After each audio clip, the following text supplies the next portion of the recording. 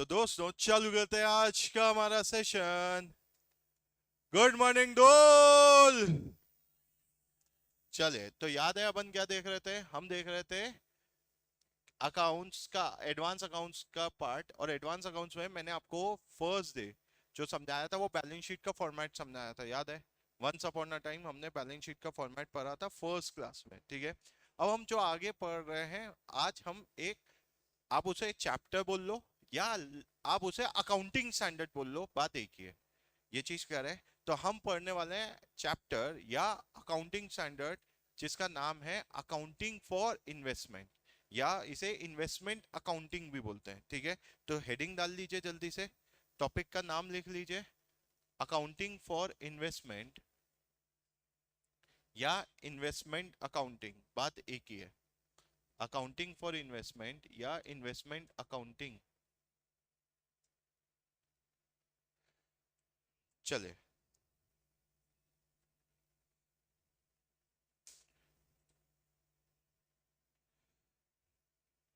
अब यहाँ पे लिखना चालू कीजिए मेरे साथ। बेटा वैसे एक सवाल पूछना चाहता हूँ, what do you mean by investment? क्या होता है भाई इन्वेस्टमेंट?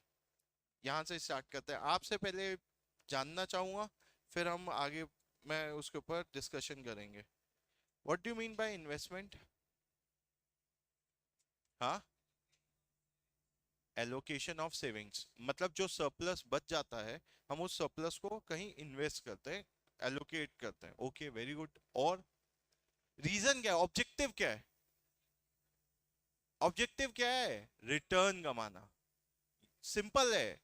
आप इन्वेस्टमेंट तभी करते हैं जब आपका इंटेंशन है कि वो जो मैं पैसा लगा रहा हूं उससे कोई ना कोई कमाई होनी चाहिए। ये चीज समझ में आया? इंटेंशन वही होता है, पैसा कमाना। अच्छा, पैसा कैसे कमा सकते हैं? एक तरीका है, आप एग्जाम्पल दे सकते हो, पहले चलो एग्जाम्पल दो। इन्वेस्टमेंट आप कहाँ कहाँ करते हो? हाँ, एक, कईयों ने बोला शेयर्स में करते हैं, वेरी गुड। दूसरा, फिक्स डिपॉजिट कराते हैं, वेरी गुड। और गोल्ड में आप पैसा इन्वेस्ट करते हैं, वेरी गुड। प्रॉपर्टीज में आप पैसा इन्वेस्ट करते हैं, very good. Real estate properties वो हो गई, ये चीज है। हाँ, अब आप खुद सोचो, आपने बोला पहले एफडी कराते हैं, तो एफडी कराते हैं तो रिटर्न में क्या मिलता है? इंटरेस्ट। यस और नो? तो आज इन्वेस्टमेंट एक ऐसे एसेट है, जब हम इन्वेस्ट करते हैं पैसा तो हमारा ऑब्जेक्टिव है या फिर हम इंटरेस्ट कमाएंगे, या फिर हम प्रॉपर्टी में बोला तो प्रॉपर्टी में हम जब पैसा डालते हैं तो रेंटल्स कमाने का इंटेंशन रहता है, यस और नो? या फिर हमारा इंटेंशन रहता है कैपिटल एप्रिसिएशन। कैपिटल एप्रिसिएशन मतलब गोल्ड में, बताओ गोल्ड में आपने पैसा डाला, रिटर्न में क्या मिलता है? हर साल रिटर्न में कुछ मिलता है। जैसे बैंक में आपने पैसा डाला तो हर साल रिटर्न में आपको इंटरेस्ट मिलता है। गोल्ड में आपने पैसा डाला तो हर साल कुछ रिटर्न में मिलता है। मैंने ये अंगूठी गोल्ड की खरीदी, मेरे को हर साल कुछ मिल रहा है रिटर्न में, कुछ नहीं। लेकिन क्या वैल्यू एप्रिसिएशन हुआ? यस। भाई आज से 10 साल पहले मैंने ये अंगूठी खरीदी थी, मान लो 1 लाख की, आज हो गई है 5 लाख की। तो आज क्या हो गई? वैल्यू एप्रिसिएशन हो गया ना। तो 4 लाख का, इसी को हम बोलते हैं वैल्यू एप्रिसिएशन या कैपिटल एप्रिसिएशन। बात समझ में आया कि नहीं आया? यस और नो? तो चलिए आइए, पहले लिखिए टॉपिक्स टू बी कवर्ड। सबसे पहले लिखिए टॉपिक्स टू बी कवर्ड, और जल्दी से कॉपी कर लीजिए ये 3 टॉपिक्स को।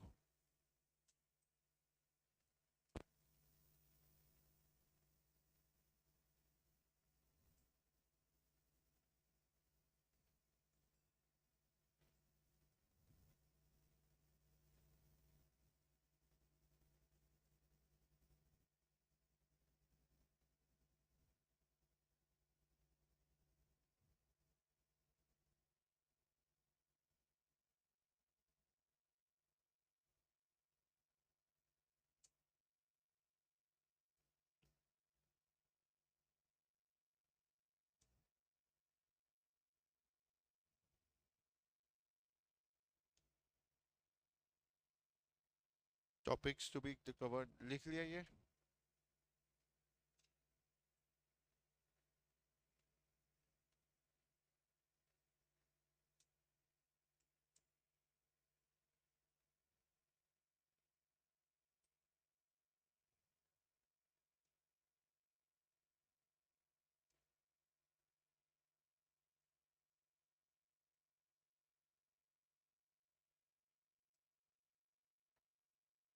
चले, अब सबसे पहले लिखिए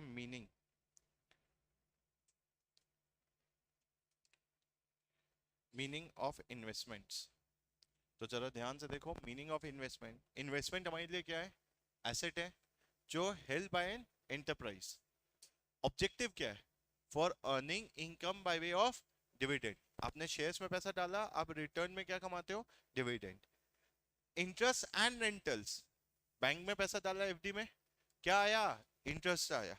या रेंटल्स, आपने कोई प्रॉपर्टी में पैसा, प्रॉपर्टी खरीदी, ऑब्जेक्टिव यही है रेंट पे चढ़ाएंगे, तो रेंटल्स इनकम हुई। या कैपिटल एप्रिसिएशन हुआ, कैपिटल एप्रिसिएशन वैल्यू बढ़ गई, गोल्ड में सिल्वर में आप पैसा डालते हैं वैल्यू बढ़ जाती है, ये चीज कर रहा है। या कोई और बेनिफिट अराइज हो रहा है, किसको? इन्वेस्टिंग एंटरप्राइज को, कोई और प्रकार का कोई भी बेनिफिट अराइज हो रहा है, तो वो सब क्या कहलाएगा? इन्वेस्टमेंट। तो इन्वेस्टमेंट होने के लिए सबसे पहला एसेट होनी चाहिए, ऑब्जेक्टिव उसका होना चाहिए इनकम कमाने का। इनकम कौन कौन सी कमा सकते हो? Dividend, interest and rentals, capital appreciation और एनी अदर। डीसा, DICA, डीसा, डीसा कमाना है, ये चीज क्लियर है? तो D dividend, I interest and rental, C capital appreciation, A any other benefits. बात समझ में आया? तो देखो नीचे क्या लिखा है, हम पढ़ क्या रहे हैं? हम अकाउंटिंग स्टैंडर्ड 13 पढ़ रहे हैं। जैसे आपने ना इन्वेंट्री का चैप्टर सीए फाउंडेशन में पढ़ा, तो एक्चुअल में इन्वेंट्री का जो चैप्टर पढ़ा वो AS2 ही था, तो हम यहाँ पे चैप्टर ही पढ़ रहे हैं, लेकिन उसका नाम वो AS13 है। तो AS13 covers all types of investment. Example, investment in shares, investment in bonds, आपने सुना होगा गवर्नमेंट बॉन्ड्स इशू करती है, RBI बॉन्ड्स इशू करता है, कंपनीज डिबेंचर्स बॉन्ड्स इशू करती है। तो जो लोग खरीद रहे हैं उनके एंगल से वो इन्वेस्टमेंट है, उनके एंगल से हम ये चैप्टर पढ़ने वाले हैं। भाई ये चैप्टर जो बॉन्ड्स दे रहे हैं उनके एंगल से नहीं है, जो खरीद रहे हैं उनके लिए इन्वेस्टमेंट है, उसके एंगल से पढ़ रहे हैं। जैसे आपको भी बताओ, आप भी सीए बन जाओगे, सीए बनने के बाद पैसा कमाओगे, पैसा फिर कहीं ना कहीं इन्वेस्ट करोगे बचा हुआ पैसा, तो रिटर्न, तो आप अपनी बुक्स ऑफ अकाउंट्स को कैसे प्रिपेयर करोगे, वो आज ये चैप्टर सिखा रहा है आपको। क्लियर है? तो आप bonds, gold, silver, bitcoins, mutual fund etcetera, ये सब में आएगा, but does not cover the following. अब पहला क्या नहीं है? Asset held as stock in trade. थोड़ा लॉजिक लगाओ, अगर स्टॉक इन ट्रेड है तो वो AS2 में जाएगा, जैसे मैंने अभी बताया ना, इन्वेंट्री में जाएगा, वो यहाँ पे नहीं आएगा। बात समझ में आए? लिख लेना, पहले सुन तो लो। मेरा एक सवाल का जवाब दोगे? पूछू?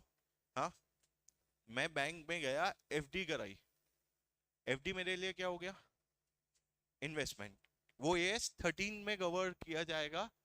एसेट्स, ऑब्जेक्टिव क्या है? इंटरेस्ट कमाना। मैं बैंक में गया, आप गए बैंक में, सेविंग अकाउंट खुलवाना है, सेविंग अकाउंट पे भी आपको इंटरेस्ट मिला, क्या वो इन्वेस्टमेंट में जाएगा, AS13 में जाएगा, कि क्या वो AS13 में जाएगा कि नहीं? मतलब वो इन्वेस्टमेंट माना जाएगा कि नहीं? देखो मैं आपको ना एक चीज समझाना चाहता हूँ। हमने कल बैलेंस शीट पढ़ी, मतलब आपने फर्स्ट डे मेरे से बैलेंस शीट पढ़ी थी, याद है? बैलेंस शीट का फॉर्मेट देखा था ना भाई? बैलेंस शीट के फॉर्मेट में मेरे को बताओगे, यहाँ पे एसेट में क्या दिखता है? नॉन करेंट एसेट और करेंट एसेट। अगर नॉन करेंट इन्वेस्टमेंट्स हैं तो वो यहाँ पे नॉन करेंट एसेट के अंदर नॉन करेंट इन्वेस्टमेंट्स अलग दिख रहा है। अच्छा, करेंट एसेट्स हैं तो करेंट इन्वेस्टमेंट अलग दिख रहा है, और लगे हाथ कैश एंड कैश इक्विवेलेंट भी अलग दिख रहा है। अब मैं आपसे पूछ रहा हूं, मैंने बैंक में एफडी कराई, मैंने बैंक में एफडी कराई 5 साल के लिए, बैंक वाले हर साल मुझे 8% इंटरेस्ट पे कर रहे हैं। मुझे बताओ, मैं उसे नॉन करेंट इन्वेस्टमेंट में डालूंगा, मैं उसे करेंट इन्वेस्टमेंट में डालूंगा, कि कैश एंड कैश इक्विवेलेंट में डालूंगा?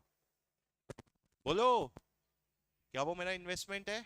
यस, वो मेरा इन्वेस्टमेंट है, तो वो कहाँ जाएगा? नॉन करेंट इन्वेस्टमेंट में, क्योंकि 5 साल के लिए, 1 साल के ऊपर है तो लॉन्ग टर्म इन्वेस्टमेंट हो गया, और 1 साल से कम है तो शॉर्ट टर्म इन्वेस्टमेंट हो गया, करेंट इन्वेस्टमेंट में जाएगा। क्या ये पॉइंट समझ में आया कि नहीं आया? क्लियर है?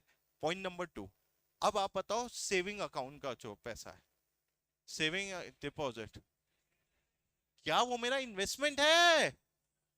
भले ही मेरे को इंटरेस्ट मिल रहा है लेकिन वो मेरा इन्वेस्टमेंट नहीं है। ऑब्जेक्टिव इंटरेस्ट कमाने का है ही नहीं। आप सेविंग अकाउंट क्यों खुलवाते हो? ऑनलाइन फैसिलिटी लेने के लिए। ऑब्जेक्टिव ये है भाई मेरे को ऑनलाइन पेमेंट करना है, तो वहां पे वो सेविंग अकाउंट वहां पे इसलिए खुलवाते हो। करेंट अकाउंट खुलवाते हो आप बैंक में जाके, करेंट अकाउंट बिजनेस के लिए होता है। जैसे नाटा क्लासेस का क्या खुला है? करेंट अकाउंट खुला है। ये चीज कह रहा है बिजनेस ट्रांजेक्शन्स के लिए होते हैं, तो क्या है वो इन्वेस्टमेंट में जाएगा हमारे? नहीं, वो कहां जाएगा? Cash and cash equivalent. समझ में आया कि नहीं आया? यस और नो? तो ये बाइफरकेशन बहुत अच्छे से क्या करना है, ध्यान रखना है। तो चलिए लिखना चालू कीजिए। अब आपको तो यहाँ पे ये लिखिए, यहाँ तक के लिख के लिखिए।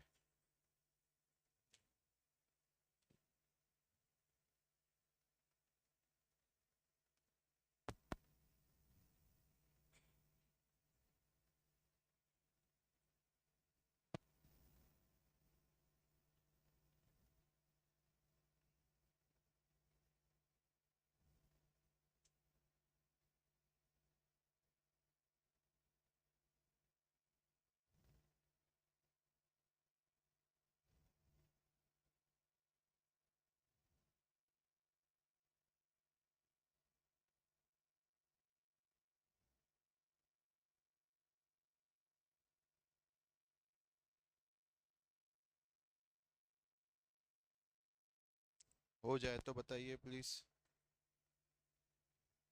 प्रफुल बातचीत नहीं बेटा, मेरे से बात करना। क्या क्या पॉइंट है? पढ़ाई से रिलेटेड क्या पॉइंट है वो बात करना मेरे से। अभी फालतू की बातें ना करियो। हाँ बोल। तो तू क्लास में बैठ के फालतू की बातें कर कैसे सकता है? क्या रिलेटेड है पूछ। ठीक है, क्लास के बाद पूछ लेना।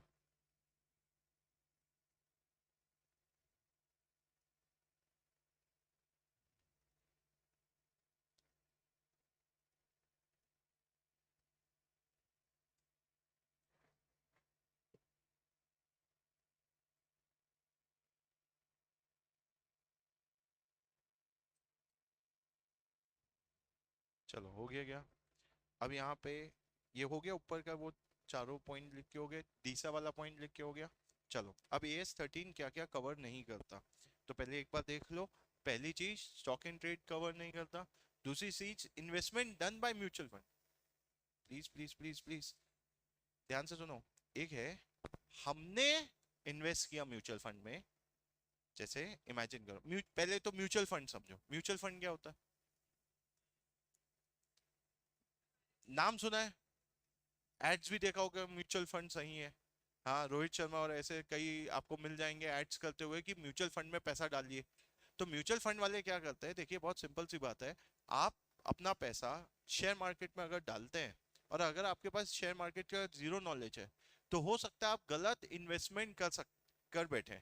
आप गलत जगह इन्वेस्टमेंट कर बैठे। वही है, मेरे साथ हुआ था। 2011 में जब मैंने क्लासेस स्टार्ट किया था, पहले बैच में करीबन 10-1 हज़ार रुपए मेरे पास बचा था। तो मैंने सोचा चलो इन्वेस्ट करेंगे। अब उस वक्त मैंने इन्वेस्टमेंट की, एक कंपनी का नाम था, कंपनी का नाम था एजुकॉम करके। कंपनी का नाम था क्या, एजुकॉम। अरे यार, मैं आपको यहाँ पे दिखाना चाहता हूँ। उस वक्त एजुकॉम कंपनी बेसिकली किस में डील करती थी, मैं आपको पहले बताता हूँ। एजुकॉम कंपनी स्मार्ट क्लासेस प्रोवाइड करने का काम करती थी। स्मार्ट क्लासेस समझता है? हाँ, कि भाई वो पैनल लगाना, स्मार्ट बोर्ड्स लगाना, ये सब का काम था। और वो भी हर स्कूल को, वो धीरे धीरे हर स्कूल में जा जाके ये चीज का बताता था कि देखो आप बच्चों को इस तरीके से पढ़ाओ, ये सब करो। तो आज मैंने उस कंपनी में क्या किया, इन्वेस्ट किया। मैंने ये सोचा यार ये कंपनी, वैसे भी एजुकेशन का तो रोल बहुत इंपॉर्टेंट है ही। माँ बाप एजुकेशन के लिए तो पैसा भी खर्च करते हैं, साथ ही साथ वो अच्छे से अच्छे स्कूल में भेजेंगे। और एजुकॉम पूरा प्लेटफॉर्म बना के दे रहा है, तो मैंने सोचा चलो ये कंपनी में इन्वेस्ट करते हैं। और कंपनी का शेयर 600 का एक टाइम पे चल रहा था, गिर गिर के 400 का हो गया। तो मैंने सोचा चलो इन्वेस्ट करते हैं। 10,000 रुपए थे, एक शेयर मैंने 400 रुपए में खरीदा। कैलकुलेटर है, एक शेयर 400 का, तो 10,000 रुपए के कितने शेयर्स मिले मुझे? 10,000 रुपए के कितने शेयर्स मिले मुझे? हाँ, 25 शेयर्स मिले। ठीक है। अब मैं आपको बताता हूँ कि हुआ क्या। हुआ ये कि मैंने उस कंपनी में पैसा तो लगा दिया, लेकिन बाद में पता चला मुझे कि वो 400 वाला शेयर गिर गिर के आज मैं आपको दिखाता, चालू नहीं हो रहा है, मैं 2 रुपए का हो चुका। 400 वाला शेयर मैं निशानी के रूप में रखा हूं उस शेयर को, मैं बोलूँ आप बेच के भी कितना मिलेगा, 50 रुपए ब्रोकरेज पे चले जाएगा मेरा। तो भाई आज 10,000 रुपए मेरा ऑलमोस्ट 15 साल में कितना हो गया, जीरो हो गया, क्योंकि मैंने उस वक्त ध्यान नहीं दिया बहुत सारी चीजों को। मैंने सिर्फ कंपनी का फ्यूचर देखा, उसके फाइनेंशियल्स नहीं देखे, पहली गलती ये हुई। दूसरी गलती यही नहीं देखा कि प्रमोटर बेच रहा है। प्रमोटर पता है कौन होता है? जिसने कंपनी बनाई है वही अपने शेयर्स बेचते जा रहा है, बेचते जा रहा है, बेचते जा रहा है, और हम जैसे मूर्ख पब्लिक क्या कर रहे हैं, खरीद रहे हैं ये सोच के कि ग्रोथ होगा। अरे जिसने बनाई कंपनी उसको भरोसा नहीं है, और हम भरोसा करके क्या हो गए, उस नाव पे सवार हो गए। तो भाई साहब क्या हुआ, वो शेयर का भाव, अब जाने दो, वो शेयर का भाव गिर गिर के कितना हो चुका है एजुकॉम का, 2 रुपए हो गया। ये चीज हो गई। अब आप मेरे को बताओ, क्या मेरे, मैंने अगर वही पैसा अगर म्यूचुअल फंड में डाल दिया होता ना, तो हो सकता है आज 10,000 रुपए है, हो सकता है मेरा आज 70-80 हजार हो गया होता। क्यों? क्योंकि मेरे पास इतना एक्सपर्टाइज नॉलेज नहीं था उस टाइम पे। तो मैंने पैसा कोई भी शेयर में डाल दिया, जीरो हो गया। तो ऐसे ही आपके साथ भी कांड हो सकता है, आपने कोई भी कंपनी में पैसा डाल दिया ये सोचते हुए सब अच्छा है, बाद में पता चला कंपनी फ्रॉड निकली, और हुआ है, नुकसान हुआ है लोगों का, करोड़ों हजारों करोड़ों का नुकसान हुआ है। तो इसलिए बेटर क्या है, आप किसी एक्सपर्ट को पैसा दो, वो एक्सपर्ट अपने नॉलेज को यूज करके क्या करेगा, पैसा शेयर मार्केट में डालेगा। तो वो जो एक्सपर्ट बैठे हैं वो कहाँ बैठे हैं, म्यूचुअल फंड्स में। तो म्यूचुअल फंड्स वाले पैसा लेते हैं आपसे, बोलते हैं कि हम अलग अलग स्कीम है हमारी, तुम्हें अगर सिर्फ इक्विटी शेयर मार्केट में डालना है पैसा तो उसके लिए पैसा दो, तुम्हें अगर सिर्फ बॉन्ड में पैसा डालना है, तुम्हें रिस्क नहीं उठानी ज्यादा, तो उसके लिए पैसा दे दो हमें, तुम्हें अगर रियल एस्टेट मार्केट में पैसा डालना है, मतलब आजकल वो भी है कि आप वहां पे उसके लिए भी क्या दे सकते हो, पैसा दे सकते हो, आपको गोल्ड या सिल्वर में पैसा डालना है, आप उसके लिए पैसा दे दो। प्रॉब्लम क्या है, देखो कंपनी के शेयर भी अच्छे हैं, जैसे आपने बहुत सारी कंपनी का नाम सुना है, जैसे रिलायंस, टाटा, ऐसे बहुत सारी कंपनी के नाम सुने, लेकिन भाई कब करना चाहिए इन्वेस्टमेंट वो भी तो बहुत जरूरी है। ऐसा ना हो तुमने खरीदा हो वहीं टॉप बन जाए, उसके बाद वो गिरता जा रहा है अच्छी कंपनी का शेयर भी। मैंने एशियन पेंट्स खरीदा 3,500 रुपए का, फिर से जब मैंने 2011 के बाद मैंने शेयर मार्केट में पैसा इन्वेस्ट करना बंद कर दिया था, ले दे के 2017 में मैंने, 2017-18 में क्या किया, हिम्मत कि आप, मैं क्या करता हूँ, पैसा इन्वेस्ट करता हूँ, म्यूचुअल फंड में तो डाल ही रहा था, लेकिन अब मैं पैसा इन्वेस्ट करता हूँ। 2018 में, 2018-19 में मैंने क्या किया, एशियन पेंट्स खरीदे। भाई साहब एशियन पेंट 3,500 वाला जो शेयर मैंने खरीदा, आज तक के उसका भाव 3,500 नहीं आया। अब आप बताओ क्या हुआ, फिर से चोट हो गई मेरे साथ। क्या किया, फिर से सही टाइम, विदाउट स्टडी, मैंने इस बार सोचा अब मैं अच्छी कंपनी में पैसा डाल रहा हूं तो अच्छा रिटर्न मिलेगा, लेकिन फिर से क्या हो गया, अच्छी कंपनी में भी पैसा कब डालना चाहिए उसका नॉलेज भी होना जरूरी है, और वो नॉलेज नहीं था, तो क्या क्या किया, म्यूचुअल फंड को ही पैसा दो। म्यूचुअल फंड वाले अपना नॉलेज यूज करके क्या करेंगे, अच्छी कंपनीज में पैसा डालेंगे। बात समझ में आया? तो उन्हें पता रहता है कब डालना है, कब पैसा विड्रॉ करना है, तो उनके पास ज्यादा एक्सपर्टीज नॉलेज है। अब ध्यान से सुनना, मैं जब म्यूचुअल फंड, जैसे मैं कंपनी में शेयर्स खरीदता हूँ तो कंपनी को पैसा देता हूँ तो कंपनी रिटर्न में मुझे शेयर्स देती है, वैसे मैं म्यूचुअल फंड को पैसा देता हूँ तो इन रिटर्न आपको मिलते हैं यूनिट्स। क्या मिलते हैं रिटर्न में, यूनिट्स। तो वो जो इन्वेस्टमेंट मैंने की, वो इन्वेस्टमेंट तो AS13 में कवर्ड है। तो मान लीजिए आप सब, मैं म्यूचुअल फंड हूँ, मैं HDFC म्यूचुअल फंड हूँ मान लो, और आप सब वो इन्वेस्टर हैं जो म्यूचुअल फंड को पैसा दे रहे हैं, आपको यूनिट होल्डर बोला जाता है। आपने मेरे को पैसा दिया, मैं आप अपने नॉलेज स्किल यूज करके उस पैसे को इन्वेस्ट करूंगा, जो आपने मुझे पैसा दिया आपके लिए AS13 लगेगा, क्योंकि आपने इन्वेस्टमेंट कहाँ की, म्यूचुअल फंड के यूनिट्स में, आपके लिए AS13 है। आपने डायरेक्टली शेयर्स में इन्वेस्ट करते तो भी AS13 है, आपने म्यूचुअल फंड को भी पैसा दिया आपके लिए AS13 है। मैं पैसा उसे कहां डाल रहा हूं? शेयर मार्केट में। मेरे लिए AS13 नहीं, मेरे लिए तो AS2 हो ही जाए ना।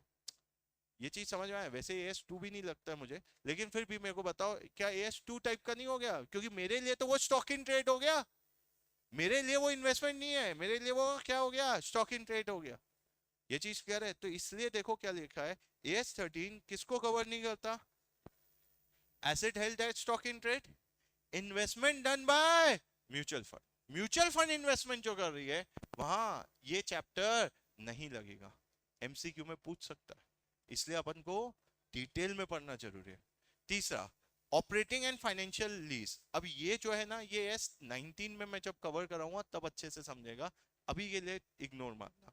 बस याद रखना कुछ ऑपरेटिंग एंड फाइनेंशियल लीज होती है। और लास्ट में investment of retirement benefit plans and life insurance entities. इसके लिए investment of retirement benefit plans, आज हमारे यहाँ एम्प्लॉइज रिटायरमेंट लेते हैं तो हमें उन्हें रिटायरमेंट बेनिफिट्स देना पड़ता है। आपने शायद सुना हो, ग्रेचुटी देना पड़ता है, पेंशन देना पड़ता है, ये सब। उसके लिए मैं क्या किया हूँ? इन्वेस्टमेंट किया हूँ। तो investment of retirement benefits plan and life insurance entity, जो लाइफ इंश्योरेंस एंटिटीज है उनके लिए भी AS13 नहीं है। जो लाइफ इंश्योरेंस कंपनीज है वो भी आपसे प्रीमियम वसूलती है, उस प्रीमियम का कुछ हिस्सा वो भी शेयर मार्केट में डालते हैं।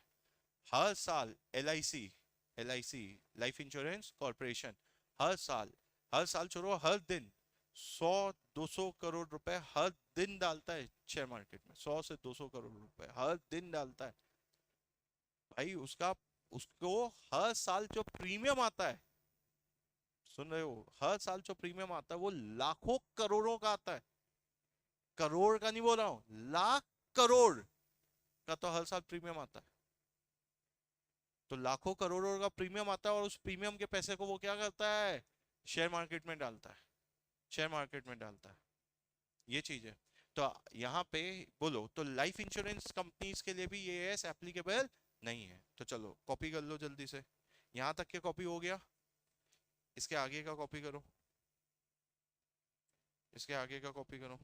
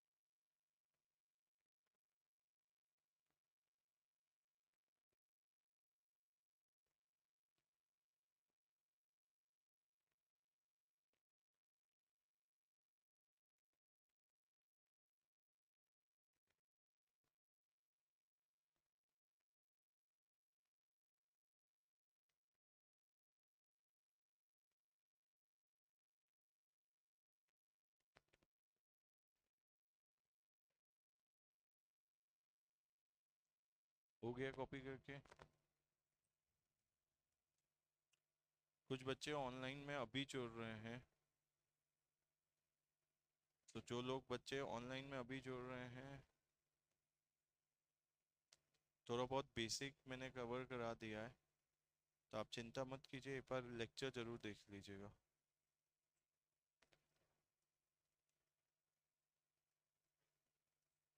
हो गया क्या लिख के?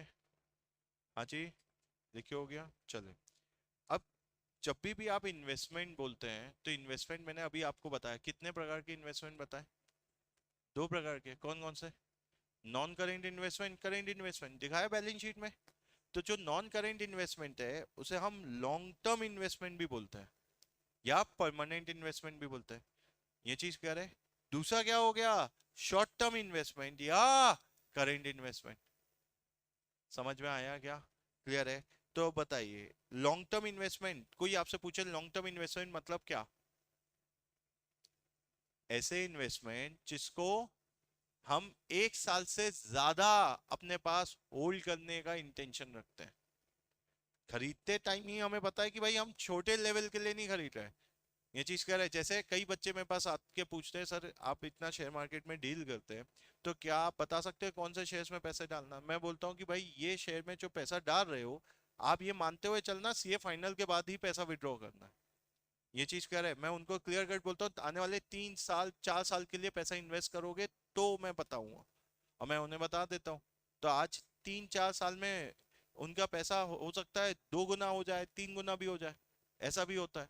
तो भाई ऐसे केस में बताइए, वो जो इन्वेस्टमेंट आपने की, वो कौन सा इन्वेस्टमेंट दिखेगा अगर आप बैलेंस शीट बना रहे हो? Long term investment. ये चीज क्लियर है। और अगर शॉर्ट टर्म इन्वेस्टमेंट मतलब क्या हुआ, जो इन्वेस्टमेंट आप कर रहे हो उसका इंटेंशन आप 1 साल से कम के लिए रखे हो। मतलब 1 साल जैसी भाव आएगा या अच्छा भाव मिलेगा बेच दूंगा, 2 4 दिन के अंदर, 10 दिन के अंदर, 1 महीने के अंदर, लेकिन 1 साल के अंदर तो बेच ही दूंगा। ये चीज कह रहा है। जैसे अभी होल हल्ला हुआ था सिल्वर को लेके, सुना है आपने सिल्वर के बारे में? सिल्वर एक टाइम ऐसा आ गया था, 4,20,000 रुपए किलो का हो गया, 4,20,000 का 1 किलो हो गया था सिल्वर। आज वो गिर गिर के 2 लाख के आसपास का आ गया, 2,40,000 के आसपास चल रहा है। लेकिन अभी की बात है, ज्यादा टाइम भी नहीं हुआ, 18 19 जनवरी की बात है, 18 19 जनवरी के आसपास 4,20,000 का हो गया। और तो लोगों ने क्या करना चालू किया, लोगों ने ये किया दिसंबर के मंथ में, जैसे ही उन्हें दिख रहा था भाई सिल्वर बढ़ता जा रहा है, बढ़ता जा रहा है, खरीदते जा रहे थे। तो सिल्वर खरीद लिया, 1 महीने में प्राइस डबल हो गया। किसी, भाई 87,000, 87,000 की बात कर रहा हूं मैं। 1 साल पहले 87,000 पर किलो था, 5 गुना पैसा हो गया। 87, तो जिसने रखा, जिसका 87,000 का था और 1 किलो, उस वो अगर किसी ने खरीदा और उसने सोचा यार 4 लाख बहुत ज्यादा हो गया है, अब इससे ज्यादा नहीं होगा, बेचो, बाद में नीचे आएगा खरीद लेंगे। हुआ भी वैसे ही। लोगों ने बेचना चालू किया, 4,20,000 टॉप बना, अब सीधा गिर के कितना हो गया, 2,50,000। तो जिनने खरीदा 4,20,000, मेरी मेरी कैटेगरी में आ गए वो लोग, जब मैं एजुकॉम को खरीदा था। तो बस वो कैटेगरी हो गई। ये चीज क्लियर है। तो आज उनको कितना नुकसान हो रहा है, ये चीज क्लियर है। अब वो उनके लिए वो लॉन्ग टर्म हो गया, अब वो बेच भी नहीं पाएंगे, नुकसान में नहीं बेचते। ये चीज है। तो ऐसा होता है, तो यहाँ पे वही चीज है। तो अगर कोई आपने इन्वेस्टमेंट कर रखा है, देखो long term investment intend to be held for more than 1 year, और यहाँ पे शॉर्ट टर्म इन्वेस्टमेंट इंटेंशन क्या है, intended to be held for less than और इक्वल टू 1 ईयर। इन दोनों की वैल्यूएशन भी अलग अलग की जाती है, वैल्यू अलग अलग निकाली जाती है। अगर आपका लॉन्ग टर्म इन्वेस्टमेंट है, तो आप हमेशा उसे किस पे दिखाओगे, कॉस्ट पे। ये चीज क्लियर है। और अगर आपका शॉर्ट टर्म इन्वेस्टमेंट है, तो आप उसे दिखाओगे कॉस्ट और market value which ever is lower. ये चीज क्लियर है। देखो लॉन्ग टर्म इन्वेस्टमेंट है, आज आपने खरीदा, अब ठीक है शेयर का भाव नीचे गिर गया, कोई बात नहीं, एक टाइम आएगा बढ़ जाएगा। जब आपने खरीदा ही आने वाले 10 साल के लिए, ये चीज क्लियर है, तो भाई नेचुरल सी बात है 10 साल में ऊपर नीचे शेयर का भाव कईयों बार होगा, कोई टेंशन ही नहीं लेना। आप उसे किस पे दिखाओ, कॉस्ट पे दिखाओ। until and unless there is a permanent decline in the value of investment। एजुकॉम में क्या हुआ, परमानेंट डिक्लाइन हो गया ना भाई। 400 वाला शेयर एक टाइम पे तो 1,000 रुपए का था।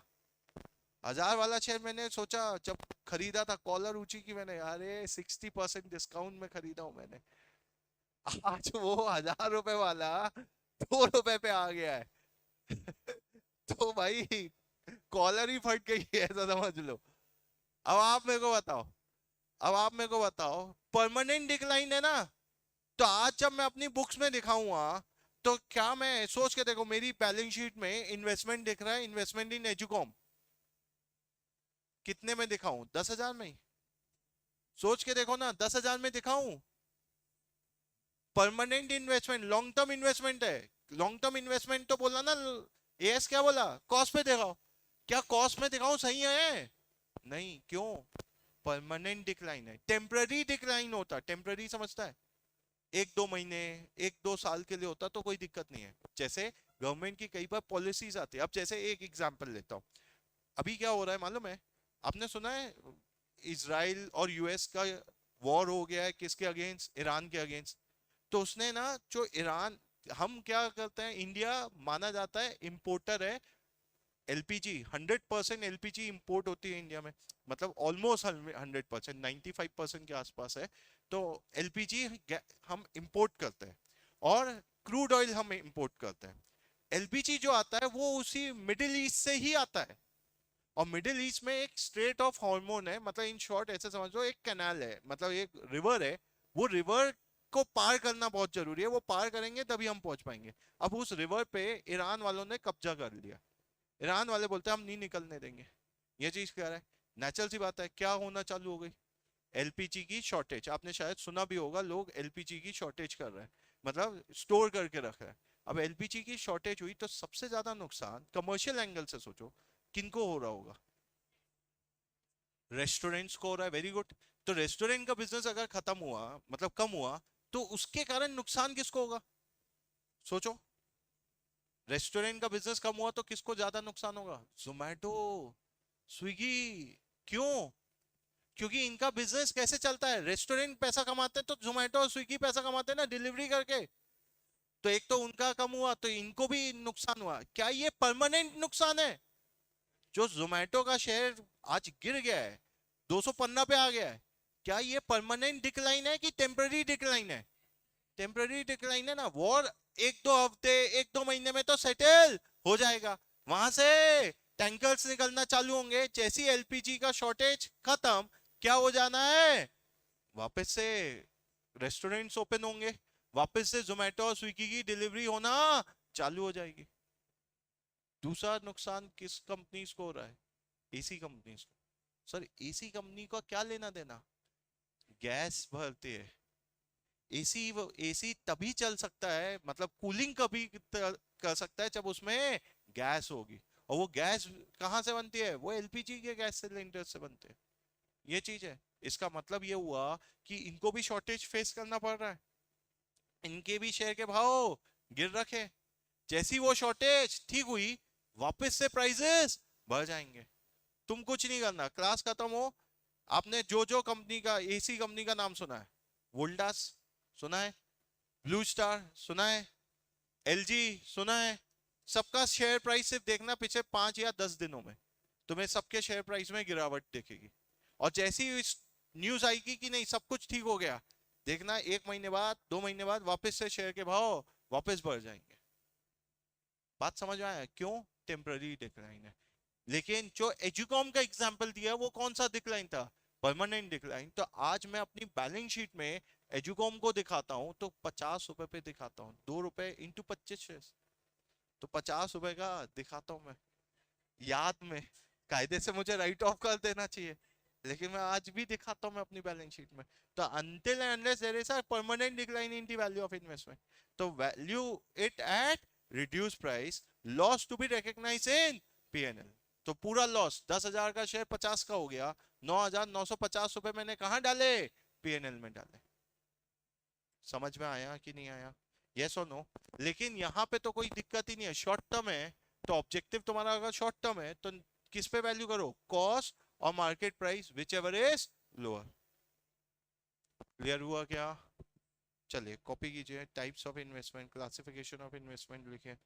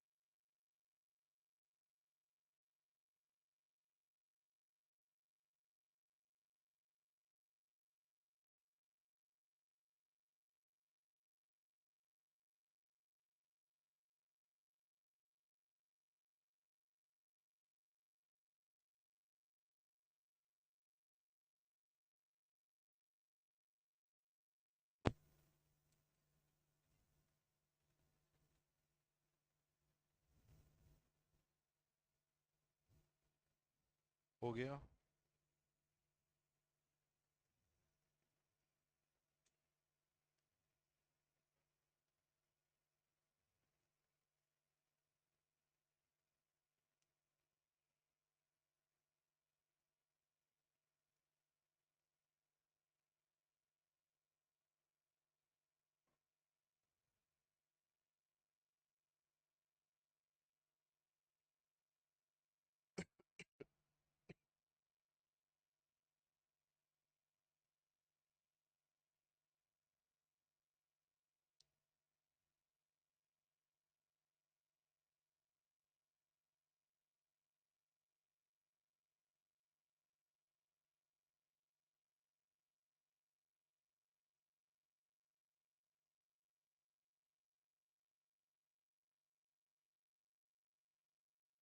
हो गया क्या?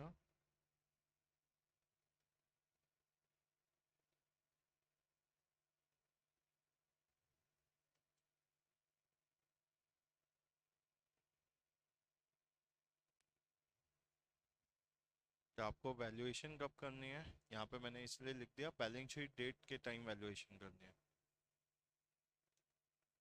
तो बैलेंस शीट डेट के टाइम आप वैल्यूएशन करेंगे।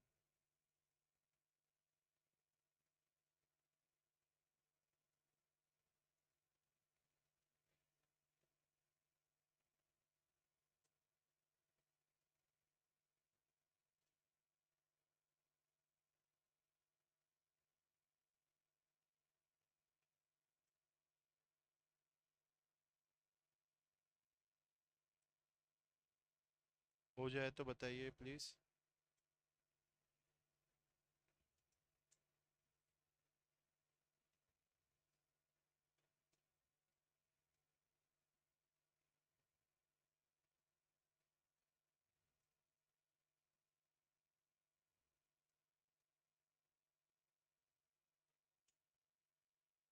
चले आइए। अब जरा ध्यान से देखिए। हमने बोला इन इन्वेस्टमेंट को आपको किस पे दिखाना है? कॉस्ट पे। तो कॉस्ट पे मतलब क्या? सिर्फ परचेज प्राइस आएगी कि परचेज से रिलेटेड और भी जो खर्चे होंगे वो भी आएगा? आज मैं आपको दिखाना चाहता हूँ, ये आपने, मैंने ये क्या ओपन कर रखा है, जीरोधा।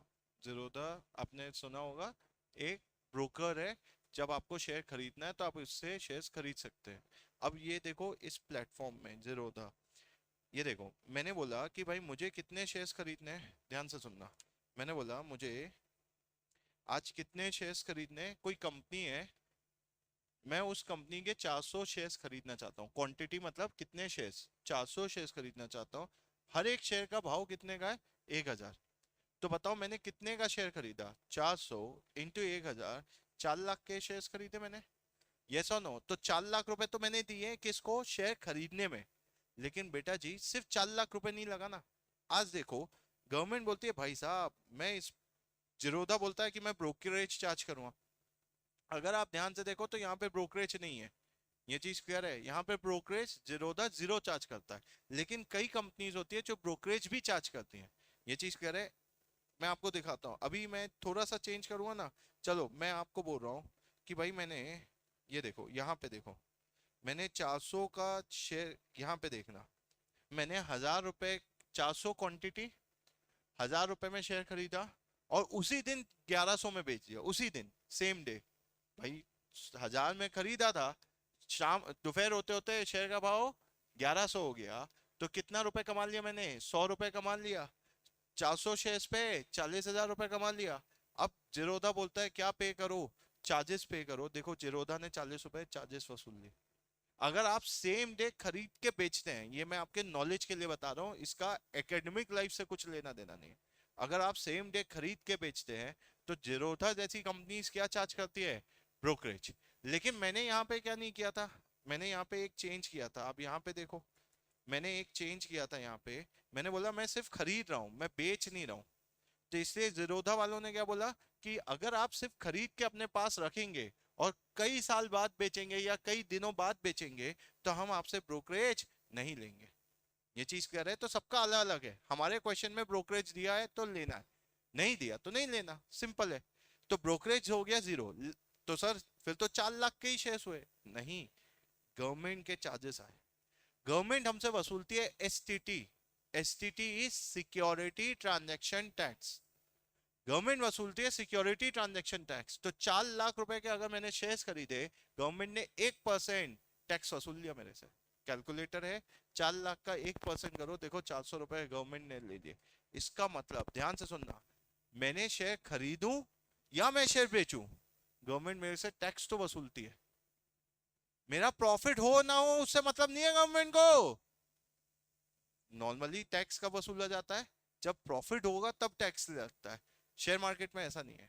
शेयर मार्केट में ट्रांजैक्शन पे टैक्स है।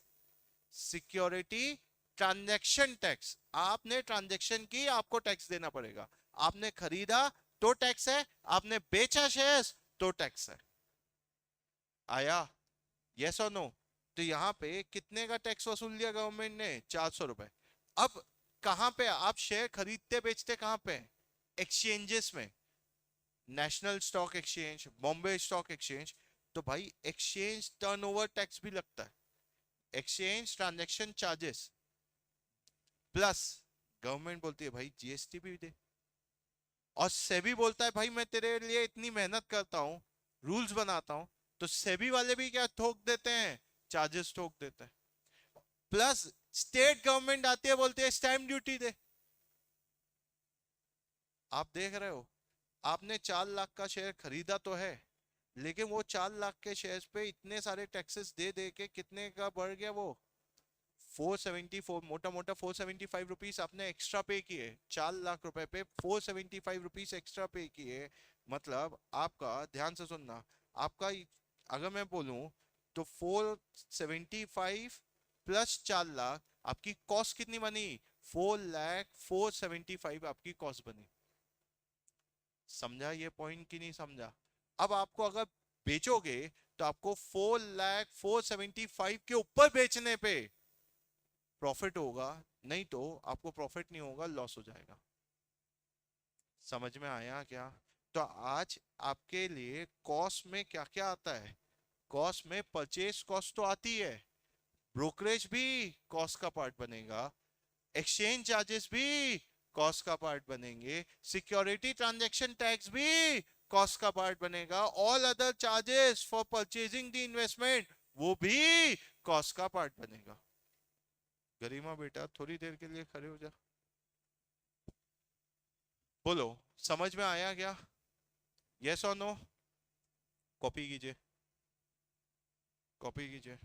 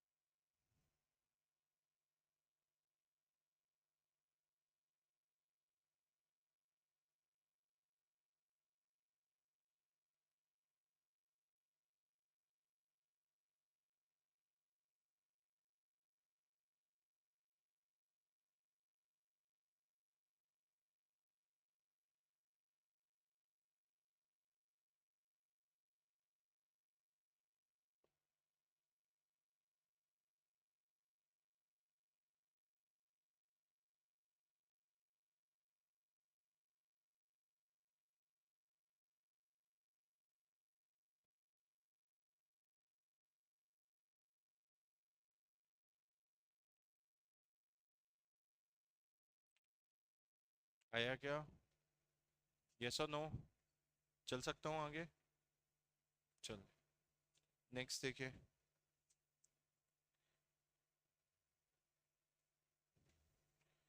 नेक्स्ट हेडिंग डालिए, accounting treatment in case of fix income bearing securities और in case of variable income bearing securities. अब हम सिक्योरिटीज को लेके अकाउंटिंग कर रहे हैं। फिक्स इनकम बेरिंग सिक्योरिटीज मतलब हर साल फिक्स आएगा इनकम। जैसे आपने बॉन्ड में पैसा डाला, हर साल गवर्नमेंट क्या देगी? फिक्स बॉन्ड पे तुमने 1 लाख रुपए डाला, तो 1 लाख फेस वैल्यू भी थी, 1 लाख पे तुम्हें फिक्स क्या मिलेगा? इंटरेस्ट मिलेगा। वैसे ही डिबेंचर्स में पैसा डाला, आपको फिक्स इंटरेस्ट मिलेगा। लेकिन जब आप इक्विटी शेयर्स में पैसा डालते हैं, तो वहां पे डिविडेंड कभी मिलेगा, कभी कम मिलेगा, कभी ज्यादा मिलेगा। वहां पे कोई फिक्स नहीं है। ये चीज क्या है, इवन प्रेफरेंस शेयर्स के केस में भी फिक्स रहता है। क्यों? रेट दिया रहता है ना, 8% वाले प्रेफरेंस शेयर, 10% वाले प्रेफरेंस शेयर, तो वो 8-10% क्या है? डिविडेंड का रेट है। समझ में आया क्या?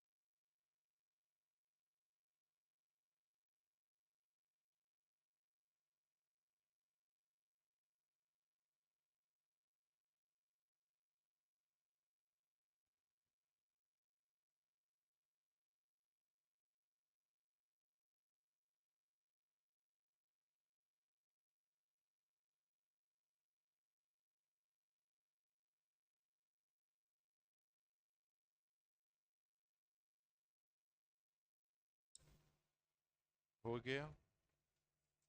हो गया? चलो, अब केस वन हेडिंग डालो, fix income bearing securities. Fix income bearing securities.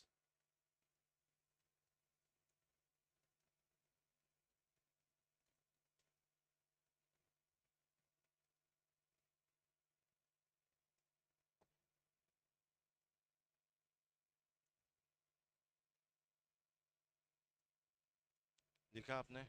अब एक एग्जाम्पल से चीजों को समझेंगे, ठीक है?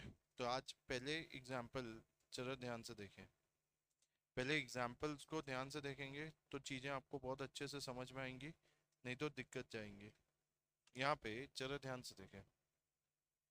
Mister Ram purchase 1012% debentures from Reliance limited, face value 100।